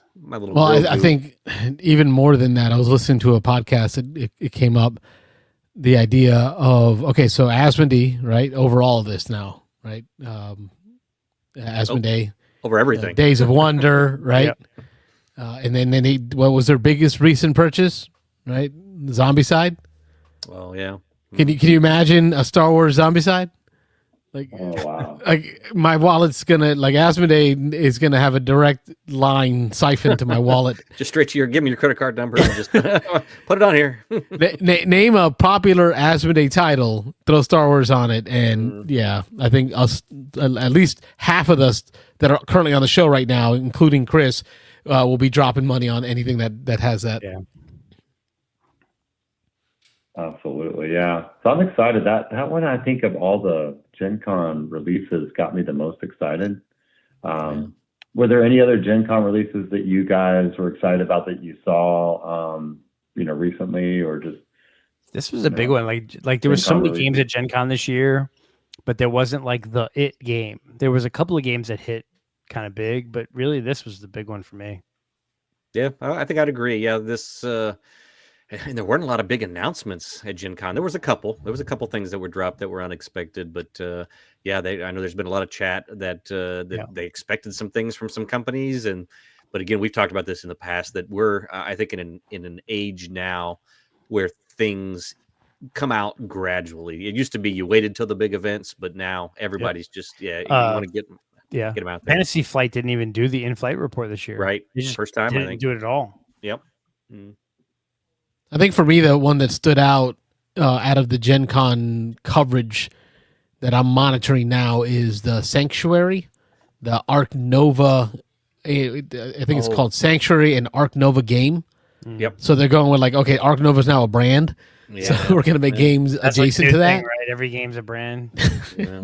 It's a pandemic game. It's a Zombicide game. Now it's an Arc Nova game. The idea of what seemed to be a more tile lane focused game of Arc Nova, because I loved the theming of it, the zoological theme. Your zoo. Yeah. So that one stood out to me, Chris, as one to monitor. Yeah, absolutely. That does sound good. I did get a little bit of info. I don't know if it's listening to a podcast. I think someone mentioned that recently. Yeah, this week I listened to something about that on a podcast, and it did sound interesting. More distilled version, right? Well, hey, listen, anything's better than 2 days of playtime. No joke. Our game of Arc Nova took us 2 days. Yep. Started one day, finished the next day. Yes, we got up early the next morning just to finish it. Wow, that's crazy. Yeah, I haven't played it yet, but that's too long. The other thing I wanted to see if you guys had checked out is, so this is a game that I had, I didn't kickstart it, but I was able to get in it wasn't a late pledge, but it was basically, after a pledge ends, they've already fulfilled the backers. They're doing a second wave. And the game is called Peaks, Peaks, like mountain peaks. I don't think I know that one. Have you guys heard of that? I have not. Have you? Yeah, Carlos? maybe you don't know that? Not familiar with it. Mountaineers venture to climb the tallest peaks in the world. Designer Sam Gray, Tangerine Games. Not familiar with this I'll one. tell you a little bit about it. I've just seen some videos on it. I've not read the rule book yet. My copy just came in last weekend. So I have unboxed it. The components are very nice. It's got dual layer player boards like Parks, second edition with that. And then it has dice. And the dice are not rolled. There's no luck with them. Well, there's one die in the game that is left face, but it's basically like a bad thing could happen, and there's a 1 in 6 chance or something, but very rare. And then you can be prepared. If you have extra stuff, you can deal with it. It's not like it's something bad's automatically going to happen. You just have to account for it anyway. But other than that, they have dice that represent upgrades, that you're upgrading your gear, you're upgrading your different, hikers, right? Your climbers abilities and stuff. And so it uses dice for that. One of the things I like about it, when I saw the playthrough, there's stuff on YouTube where you can watch a playthrough. I think, there's one of my subscribers that has a good playthrough on it. But anyway, the premise is it plays up to 6. Not a lot of games do that are Euro games. But it doesn't drag because you can go on other players' turns. So if somebody's going to hike a particular mountain in the world, if you have the resources for that mountain and you've acclimated, so there is a thing where you have to acclimate to the environment ahead of time on certain climbs, not all of them, but you have to have been there already to be able to climb that mountain. But assuming you have the requirements to hike that mountain, when, say, Rob goes to that mountain, I can go to the mountain. So you're able to score points on other players' turns, which makes you always engaged on what everybody else is doing. There's also like objectives and things where obviously, first person to get this done, or if you have variety, you get variety bonuses. And so there's other things. But I like the fact that you're always involved on everyone else's turn. You're almost trying to see, okay, where's Rob going to go this turn? Where's Carlos going to go? Where's Wayne going to go this turn? You're looking to see what resources they have, where you think they might go, and then maybe you're kind of preparing to go there too, because there's only, you can only do one action on your turn, one main action or something, and there's obviously some other smaller actions, but one main action, and so you can kind of be preparing on your turn, taking others' actions, and then you can actually climb on other players' turns, and I like that because it gives you more actions, right? Not just on your turn you get to go. And so I think that's the coolest thing about the game that I've seen from the playthrough. I also like it's very clean. The mechanics are very clean. Bright colors. Yeah, the art's striking. Yeah. Mm-hmm. Yeah. And it's area majority, which I'm always a fan of that. Mm-hmm. I like area majority. It also has some really cool, like standees that are, just, not miniatures, what do we call them? They're unique. Every player nice little has wooden components. Color. Yeah, wooden components and the recess, and then you can tuck cards underneath your player board, which I think is cool. So you have these little guys that you can hire, and basically you can use their ability like up to 3 times. But they give you great benefits, and so you can tuck those under your board, and you can have up to 3 of these hikers come along with you when you're going up a mountain. And I think that's kind of cool. It's real clean. I mean, everything I saw about it was very straightforward. It wasn't overly complicated. I don't know what the weight is. Let's see. You guys probably already have it up. It's 2.6. So fairly light, not overly complicated, clean game. I like it. It doesn't have to be light, but I like it when games are clean in the rule set. And this one looks that way. What else is, I don't know, Wayne, if you're running it there, you can click on it. What else has Tangerine Games done? I don't know if I know them. Not familiar with them. Let's take a peek here. Yeah, see if you can click on that, or Carlos is running it. Tangerine Games, Linked Games. We got Apple Grove, Megapulse, Nestlings, Peaks, and Soros, which I'm familiar with this one. This is the one that's coming up. I'm wanting to get this one. Soros. Yeah, it's a puzzly trick-taking game with dinosaur tiles. I think I saw Z do a discussion on this one. So it's almost like domino-esque tiles, like tiles, like Hanabi Deluxe tiles, but you're using them for trick-taking purposes. Interesting. That's the only thing I know familiar with this. Sounds like a newer publisher. Yeah. Interesting. So I'll be interested. And the designer's brand new too, Rob.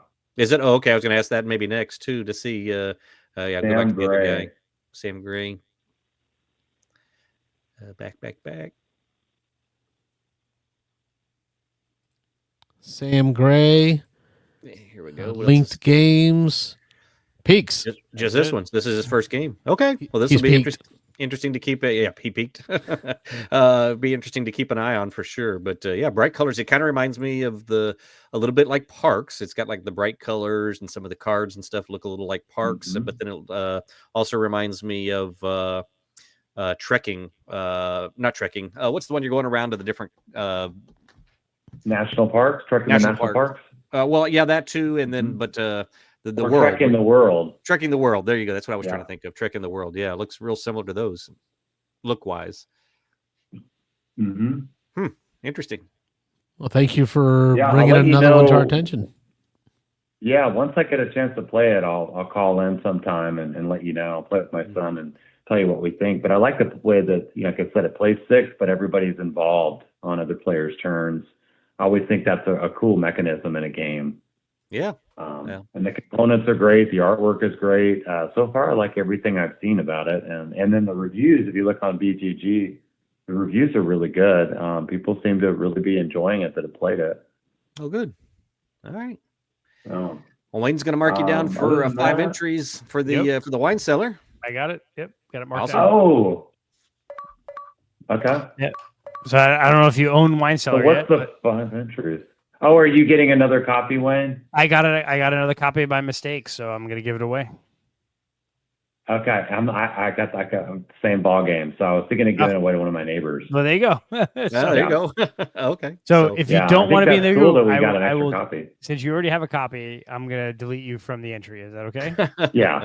Go ahead and delete me. Yeah, I want someone who doesn't have the game to get it. Yeah, there you go. Yeah, anybody who called in, we're gonna give them 5 entries. So 1 entry for a comment in the chat, 5 entries for a call in, and I'm gonna next couple of shows, I'm gonna keep it running tally and then give it away. So. You're a better man than I. Well, thank you. That's right. Yeah, I want to give it to one of my neighbors. Everything. I have multiple copies of everything. Yep. Backups just in case. Did you guys get a chance to check out one of the videos, the latest, the 11 through 20? Yeah, it was good. What I enjoyed on the bloopers one that you did was the genuine enthusiasm your son has to be with you. Like you two have a great bond, and it really clearly showed in that video. It got me thinking, man, I wish I had a dad. Oh. Yeah, well, thank you, Carlos. So sad. Anyway. He's still getting that milk like you said he went out to go get. Yeah, never came back. Yeah. Anyway. You're appreciated, Chris. Other than that, yeah, thank you, guys. I'll keep listening to the show, and maybe how many callers? Am I the first caller? Number 2. Number 2. Yeah. Okay, number 2. Okay. Yep. You mentioned Gen Con. The other one that just came to me is Warlord, the card game. Wayne, I don't know if you remember this one. Wayne and I have been gaming for decades. Warlord, the card game, was a TCG back in like early aughts, like 2000, that you would make a pyramid of your fantasy style fighters with your warlord in the back. So you had these ranks of fighter ahead of you, and you would roll a D20 to combat. They announced at Gen Con that they're coming back with it.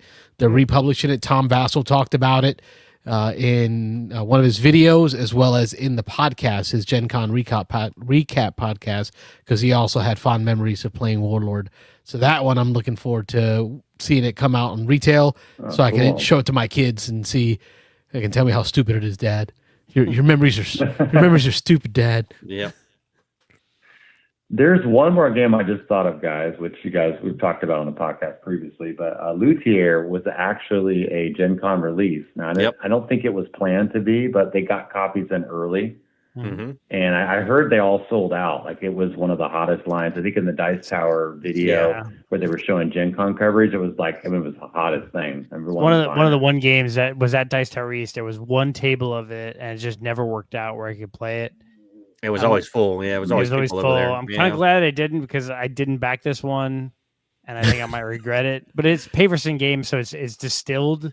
So I like distilled, so definitely more than the other two guys on the show here. So I want to play Luthier. That looks cool. Yeah, the theme on this one is got it for me. So 12 years of playing violins got me right in there. So I can't wait to play this one.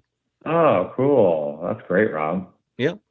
So I'm looking forward to it. And I actually I didn't get shipping notification yet, but I got an email from Paverson Games through my Kickstarter that said that they would be shipping them out soon. They said they were going to be doing like the magnum opus pledges first because of how much space they take, because they said they're in really big boxes.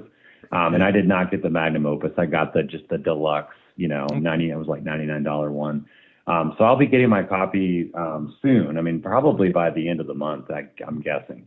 Nice. So I'll let you guys know at least the components, and then eventually I'll get a chance to play. It is a heavier game, so it might take a while to get up to speed on everything. There is a how to play video though that I saw. They released it over the last week. If you look on YouTube, so I'm gonna watch that and then read the rule book, and then once I feel comfortable enough to play it, then I will. But it's definitely a heavy game. I think it's close to a 4. I think it's like somewhere between a 3.5 and a 4. Yeah, 3.7. Yeah. Yeah. Which I'm comfortable with that. I don't like anything over a 4 personally because I find it's just too much on the rule, the overhead. But I like that spot. I mean, 3.5. I like games that are 3.5s, and I play games that are 3.75 before 3.8. I'm usually fine. But it's when those Lacerda games get a little bit too heavy for me personally. I know Rob, you're fine with those. Yeah, that's the top end for me. They're all right around 4s, I think. But I don't know that I like to go much over a 4. That just gets the amount of time you have to learn to learn the game. Yeah. Yeah, 2.5 to 4 is kind of like sweet spot. Yeah, 2.5 to 3.8 maybe. Yeah. A little less than. Yeah, that's kind of my sweet spot too. Nice. Cool. Yeah. I think that's it. Luthier, and then there's another one that's just a little shot. I don't know if you guys have heard of, but I think it's more of an Essen, closer to Essen release. It'll be in the fall, but it's called Shallow Sea, and it's basically like a Cascadia type mechanic, where you're drafting, those tiles with something else, but you're building out an ocean of fish. I've seen this box cover before, but I can't place where I saw it. Okay. So I did pre-order that on Game Nerds. I think Dice Tower did something on it. It might have been a Gen Con thing that they saw or something, but yeah, I've seen a little bit of this. Hey, Rob, you were saying not enough fish games. There you go. There we go. Another fish game. Love it. That's a fox face. There's some good combos with this one too, Rob. There's some good combos with that. Sweet. Yeah, man, I really like those meeples there. Oh, those are cool. Screen printed fish meeples. Good components. Yeah. Okay. I'm in. I'm buying it. Mm-hmm.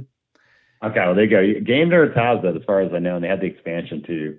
Nice. That's where I pre-ordered it. So, and then lastly, I did play Finspan for the first time, and I did really enjoy it. I played with my wife, and she likes it. I mean, we both like Wingspan, but she likes it. I like it. I was very impressed. It is actually pretty thinky, at least the first time you play it, for how simple the rule set is. The rule book's really small. Like, it doesn't take long to read at all. Right. But there was a lot of good decisions to make in the game and what you do when and the timing, everything. And I think it's very clever. I'm pretty impressed with it.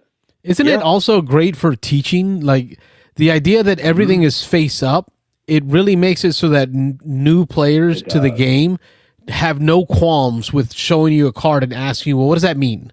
Right, we're like in a game like Wingspan or any other game where they have a hand that they're holding, they're afraid to ask you about what these cards mean because they think they're going to lose some edge. Like, they did a great job with that, just that idea of, you know what, just put your hand on the table. 100%. Yeah, it's very easy to teach for that reason. That's true. Because, I mean, when I taught it to my wife, it was very, very quick. I mean, it helps if you have a little Wingspan, but I would say it has the triggering of things like Wingspan, but it's very different. It doesn't have the same feel to me that Wingspan does. Obviously, you don't have the dice tower, and you're not rolling the dice and food and all that. It just kind of distills it. I like that cards are resources. Effectively, you use cards to pay for other cards, which I think is cool. Yep. Obviously, you have the eggs, you have the fish. I like how the schools of fish are, where you're trying to move those fish around and hatch them in certain places where you can get a school because it doubles your value. You turn 3 into 6 points. I just think that's really cool, and so I'm very impressed. I mean, I was one of the ones like Wayne, I believe, was the one who pre-ordered it, and so I was hoping I would like it, and I thought I would, but I think I was a little bit more impressed with some of those little nuances, right? Just small little details that they threw in that I wasn't expecting to be quite as good as they actually are. I thought they'd be solid, but it's a little bit higher in my book after playing it now. Yeah, it's a good game. Really good. So. Sweet. All right, well, that's it for me, guys. I'll let you go. I know it's getting late. So yeah, all good, man. Thanks. Thank you again for making it a call-in show. Yeah. Yeah. Thank you, guys. Y'all have a wonderful night. You too. And a great weekend. All right, so that takes us past our 11 o'clock hour. So I think we'll save our twig for catching up next week. But, let's not even pretend like the OGG doesn't happen either way. The OGG always happens, whether it's on air or off air after we hang up. So we might as well do our OGG because we're going to do it either way. We're going to talk about what we've been up to this week. I'll lead us off on OGG. OGG, also known as our other geeky goodness. This is the after hours of the show that we just kind of added to the show because at the end of the day we were over here talking about all the other stuff that we got going on game wise. So join us in the OGG, that other geeky goodness. Just want to throw out there before you get into that. So Pablo pointed out Galapagos, which is a game that Rob and I played at Dice Tower. I guess there's a glutton character that even though he's okay with, he can see how it get awkward. I don't remember coming across that card, so I will point out that we played that game and didn't come across it. So it is possible, going back to the Ace of Spades conversation, that in your review didn't come across the card, but own up to it. That's all my point. My ending my rant. Own up to it. Speak on. Anyway, other geeky units. What you got, Carlos? Okay, so for me, we've been on that 80s trip because we're coming to the end of the Who's the Boss, like the 8 seasons of Who's the Boss. We're like on the last 2 episodes. We should have gotten married after season 2. Yes, the tension. But what's been great is it kind of got me into more 80s films. I think this week I watched Great Outdoors with Dan Aykroyd and John Candy. Not the greatest of them, but still good. Uncle Buck is still very strong in that 80s realm. When I'm thinking John Candy, right? Yeah. I'm just trying to rack a stack. So it was good. It was good. Dan Aykroyd was fun. Oh, come on. I use so many lines from that movie. I go to a steakhouse. I'm like, if I get a dessert and maybe I had this for free. That was a great film. Yeah, and come on, the Big Bear chase me. Use that all. My wife was watching with me, and I don't think she's ever seen it before. It's a big bald bear, and then he does that final shot at the end scene, clean off. She was dying laughing. It was great. But then that rolled into Naked Gun, part 1. So she was doing the whole new one. Getting ready for the new one. Oh yeah. She was doing the whole, I'm just going to play on my phone while you watch your movies, and then next thing I know, she's just sitting there cutting it up, laughing with me, and I'm having to pause every time she left the room now so that she didn't miss anything because the Naked Guns jokes it's just good, fun humor. Just good, fun humor, Naked Gun. And then when it comes to books, I finished the Star Wars book, the Battlefield book, and I was at Barnes & Noble at one point with my wife, and I had seen Dungeon Crawler Carl. I'm not sure if you guys are familiar with this at all. I wasn't. I had no idea what it was. But when I went looking for another book, I was thinking about the Jim Butcher book that Wayne was talking about, and I thought, what is this Dungeon Crawler Carl thing? Because some video showed up in my YouTube feed about it too. There's multiple books out already. So I started reading it. Holy moly. Wow. Mike in the chat says, getting ready to start that book. It's irreverent, fun. It's got this whole Hitchhikers of the Galaxy kind of feel to it, in the sense that no spoilers. It's all in the cover of the book. It just kind of gives you the description. It's they're gonna make a TV series out of it. Oh, this is gonna be awesome. So picture Hitchhikers of the Galaxy style, where Earth is being destroyed by some alien race because of some giant corporation out there, right? That's Hitchhikers of the Galaxy, right? They're paving Earth to build a highway. That's kind of what Dungeon Crawler Carl is. So hard to say. Except for what they do before they destroy the planet is they open up a dungeon crawl and they televise it. So humans get sucked into this dungeon crawl starting at level 1, and all of a sudden you've got a HUD view in your eyes. You see a map and a life bar, and you're picking up loot boxes, and it's all for TV entertainment. Right. And that's where it is. And it effectively, the first whole chapter of the book felt like I was reading a manual to a video game. This is your HUD. This is how you open up a loot box. This is how you get loot boxes. This is how you get gear.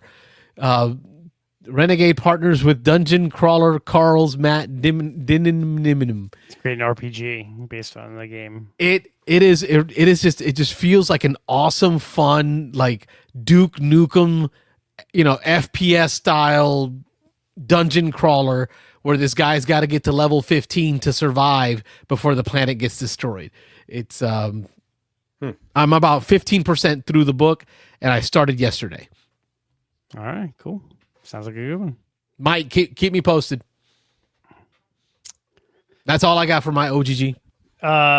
So if you're on an 80s kick, did you watch Funny Farm with Chevy Chase? No, I've been writing these down. I've been writing every time I hear about a funny 80s movie to watch. Funny Farm's a good one. I assume you've seen Planes, Trains, and Automobiles. Yes. Speaking of Jim Candy, yeah, it's a good one. Yeah. Man, Great Outdoors is such a good movie. Love that one. Other geeky goodness for me. Damn, I don't. What have I? Really? The only thing I watched was I watched the third season of The Gilded Age, which, if you are a fan of Obsession, the board game, and Upstairs, Downstairs, or Downton Abbey, this is a great series because it takes place in New York City in the late 1800s, turn of the century. There are real characters like the Astors and whatever, and then there's like the guys that are based on the Rockefellers, and it's all about New York City building and all the old money versus new money. So it's if you like Obsession, the board game, if you like Upstairs, Downstairs, if you like Downton Abbey, this is a great one. HBO series. Watching the most recent season of Foundation, Isaac Asimov's book series Foundation on Apple TV. It's fantastic. Love the most recent season. It's really good. So I think it's a hard book because you're talking about Foundation. He wrote it over like 40 years, and it's like multiple short stories, multiple novellas, multiple novels, and it's like 100,000 years of galactic history. And I think they're doing a great job of putting it in a TV series. So those are the two that I've been watching this week. Oh, you mentioned Isaac Asimov, and I forgot. I watched War of the Worlds with Ice Cube. So, I watched it so you don't have to. See, that's what we do here at Beans and Dice. Yeah, that bad. Okay, huh? I watched it because it is one of two movies to have a 0 on Rotten Tomatoes. Man, A 0. that's why. And then I saw Screen Rant did an article about it. War of the Worlds with Ice Cube because of the style that they chose to film this movie. So imagine War of the Worlds, right? End of the world, aliens are invading. But this guy works for the NSA, Ice Cube, and it's the whole perspective is from his computer at his desk. You effectively just see his screen, the whole film. So like every interaction is a Zoom phone call or a phone call or a Googling of a news article or pulling up, NSA files to look at like drone footage and satellites. Yes, Rob, you're shaking your head, and you should be shaking your head. Yeah, it was so bad. actually worse than Battlefield Earth. Yeah, if it's worse than Battlefield Earth, that's pretty bad. Pretty bad. It was bad. It was. They're giving how much land they own in Tampa, St. Petersburg, Clearwater. I don't know if we can say Battlefield Earth. We might have to say Battlefield Earth is a good movie now. Oh, really? Oh yeah, like the what? The Scientologists? So yeah, do you know how much land they own in Tampa, St. Petersburg, Clearwater? Yeah, Clearwater. They got like their big church out there. Yeah, exactly. Okay, there you go, folks. There's my quick review. I watched this so you don't have to. Yeah. Have we given this beans on FinSpan yet? I don't think so. Did we? Thought we did. No, we did. Sure yeah, we did. I think we did. I think we did. And then following Pablo, Strange New Worlds. Yes, we're 3 or 4 episodes in. I think there's a new episode that we haven't watched yet with my wife. Yeah, I haven't seen Fantastic. it yet. I got to start so it. good. Yeah. If you're a fan of the original Star Trek series, this is fantastic. So possibly. Yep. So, Says Rob. It's good. It's good. Yeah, I got. What about you, Rob? What are you watching? I've been playing a lot of games lately, actually. So I haven't been watching a whole lot. Me and my daughter have been catching the last few episodes of the Ancient Top Tens. I guess that was originally maybe on the History Channel or something, but we've got them on Hulu, And so we've been watching those. So ancient top 10 siege engines and metropolises and wonders. So it's just kind of cool getting some of my history in there. But yeah, we're enjoying that. But I think we got one more left and we'll be done. It was just a 1 season run. I think it was like 12 episodes, but cool stuff. Yeah. Very nice. Yeah. But that's been about it for me. I haven't been watching a whole lot, but like I said, that means it's because I've been gaming, so that's good. I'm getting some games in, and hopefully going to get the we've completed our play of Paladins of the West Kingdom, so we're going to get that up soon. Hopefully, my son just got to do a little editing on that, get it over to Carlos, and we'll get it posted. And then we're into Viscounts now. We're in our practice plays of Viscounts, and we'll get that filmed eventually and get that up for to finish our film series on playthroughs of the West Kingdoms.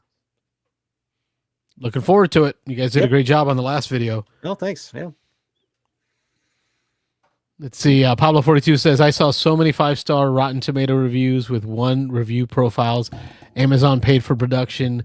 Maybe LOL for War. It was okay. Here's the funny part, Pablo. It was a Prime movie done by Prime, right?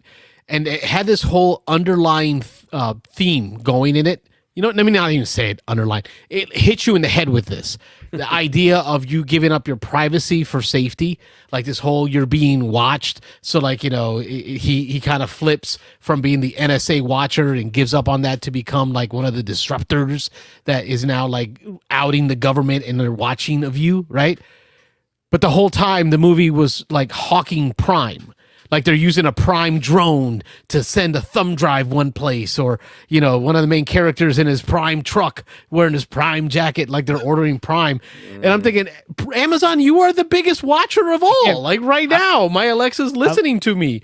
I literally have the trailer on my other screen right now, and it's Ice Cube and I think Eva Longoria. But I couldn't really tell because she was on Zoom call the whole time. Yeah. Oh my God, this looks atrocious. This is it. I didn't even know this existed until tonight. My wife was like, I had no idea you watched that. It was I told you Saturday was like my worst sick day. It's also I think it was like the day I was most loopy. It's got what's his name from Agents of S.H.I.E.L.D., the main like S.H.I.E.L.D. agent guy. Coulson. Agent Coulson. Yep. Man, Ice Cube's looking old with all that gray hair and beard too. Damn. Dude, like you gotta see the scene where like his son dies. Like, and it's like, are you there? Resuming, opening Zoom again. Like, bro, your son just died. Like, you're not even crying. Like, you're just at your desk, like, still typing away. Like, you didn't even leave. You didn't leave your office. Like, so you're saying I should leave this off my list? Oh my God, I think I might be stupider for having known this exists now. Like, I did not know this existed until right now. But you said you were going to watch it, but no. And no, I'm not watching. No. Just watched the trailer, and I feel like I'm a moron. That was bad enough. Watching the trailer, that was atrocious. At the end of the day, it was that Saturday. I told you Saturday was the worst day I was feeling, so it must have been like a fever flu dream where I sat at home. The wife took the kid to a party, like a birthday party, so I was sitting at home with the boy. He and I were the sickest, and we're just laying in bed, and I'm watching. I mean, it kind of makes sense that some random guy's gonna like Zoom call with the Secretary of Defense, because I mean, it might be on Signal, and then he just give him the warp. Make sure you add every journalist that you can while you're at it. Just get in. Jesus. Good Lord. Great show, gentlemen. Thank you again. 2,629 reviews, and it only has 2 stars. 2 out of 10. Loved it. Enjoyed it. 2 out of 10. That's that Beansanddice review. There you go. 2 out of 10. All right, folks. I've been one of your hosts. I'm Carlos. I'm Rob. And I'm Wayne. And we'll do this again next week. Make sure to check us out on Discord. The description of this video has the link. Join us there for conversation. Email us at beansanddice@gmail.com with questions or comments. If you want to help support us watching more crap or playing better games, you can always support us financially through PayPal, Venmo, or Cash App. At Beansanddice is our handle. We will catch you all next week. Thanks for watching the Beans and Dice podcast. Don't forget to like and subscribe. And Mike, join us, man. Just log in. You got the link.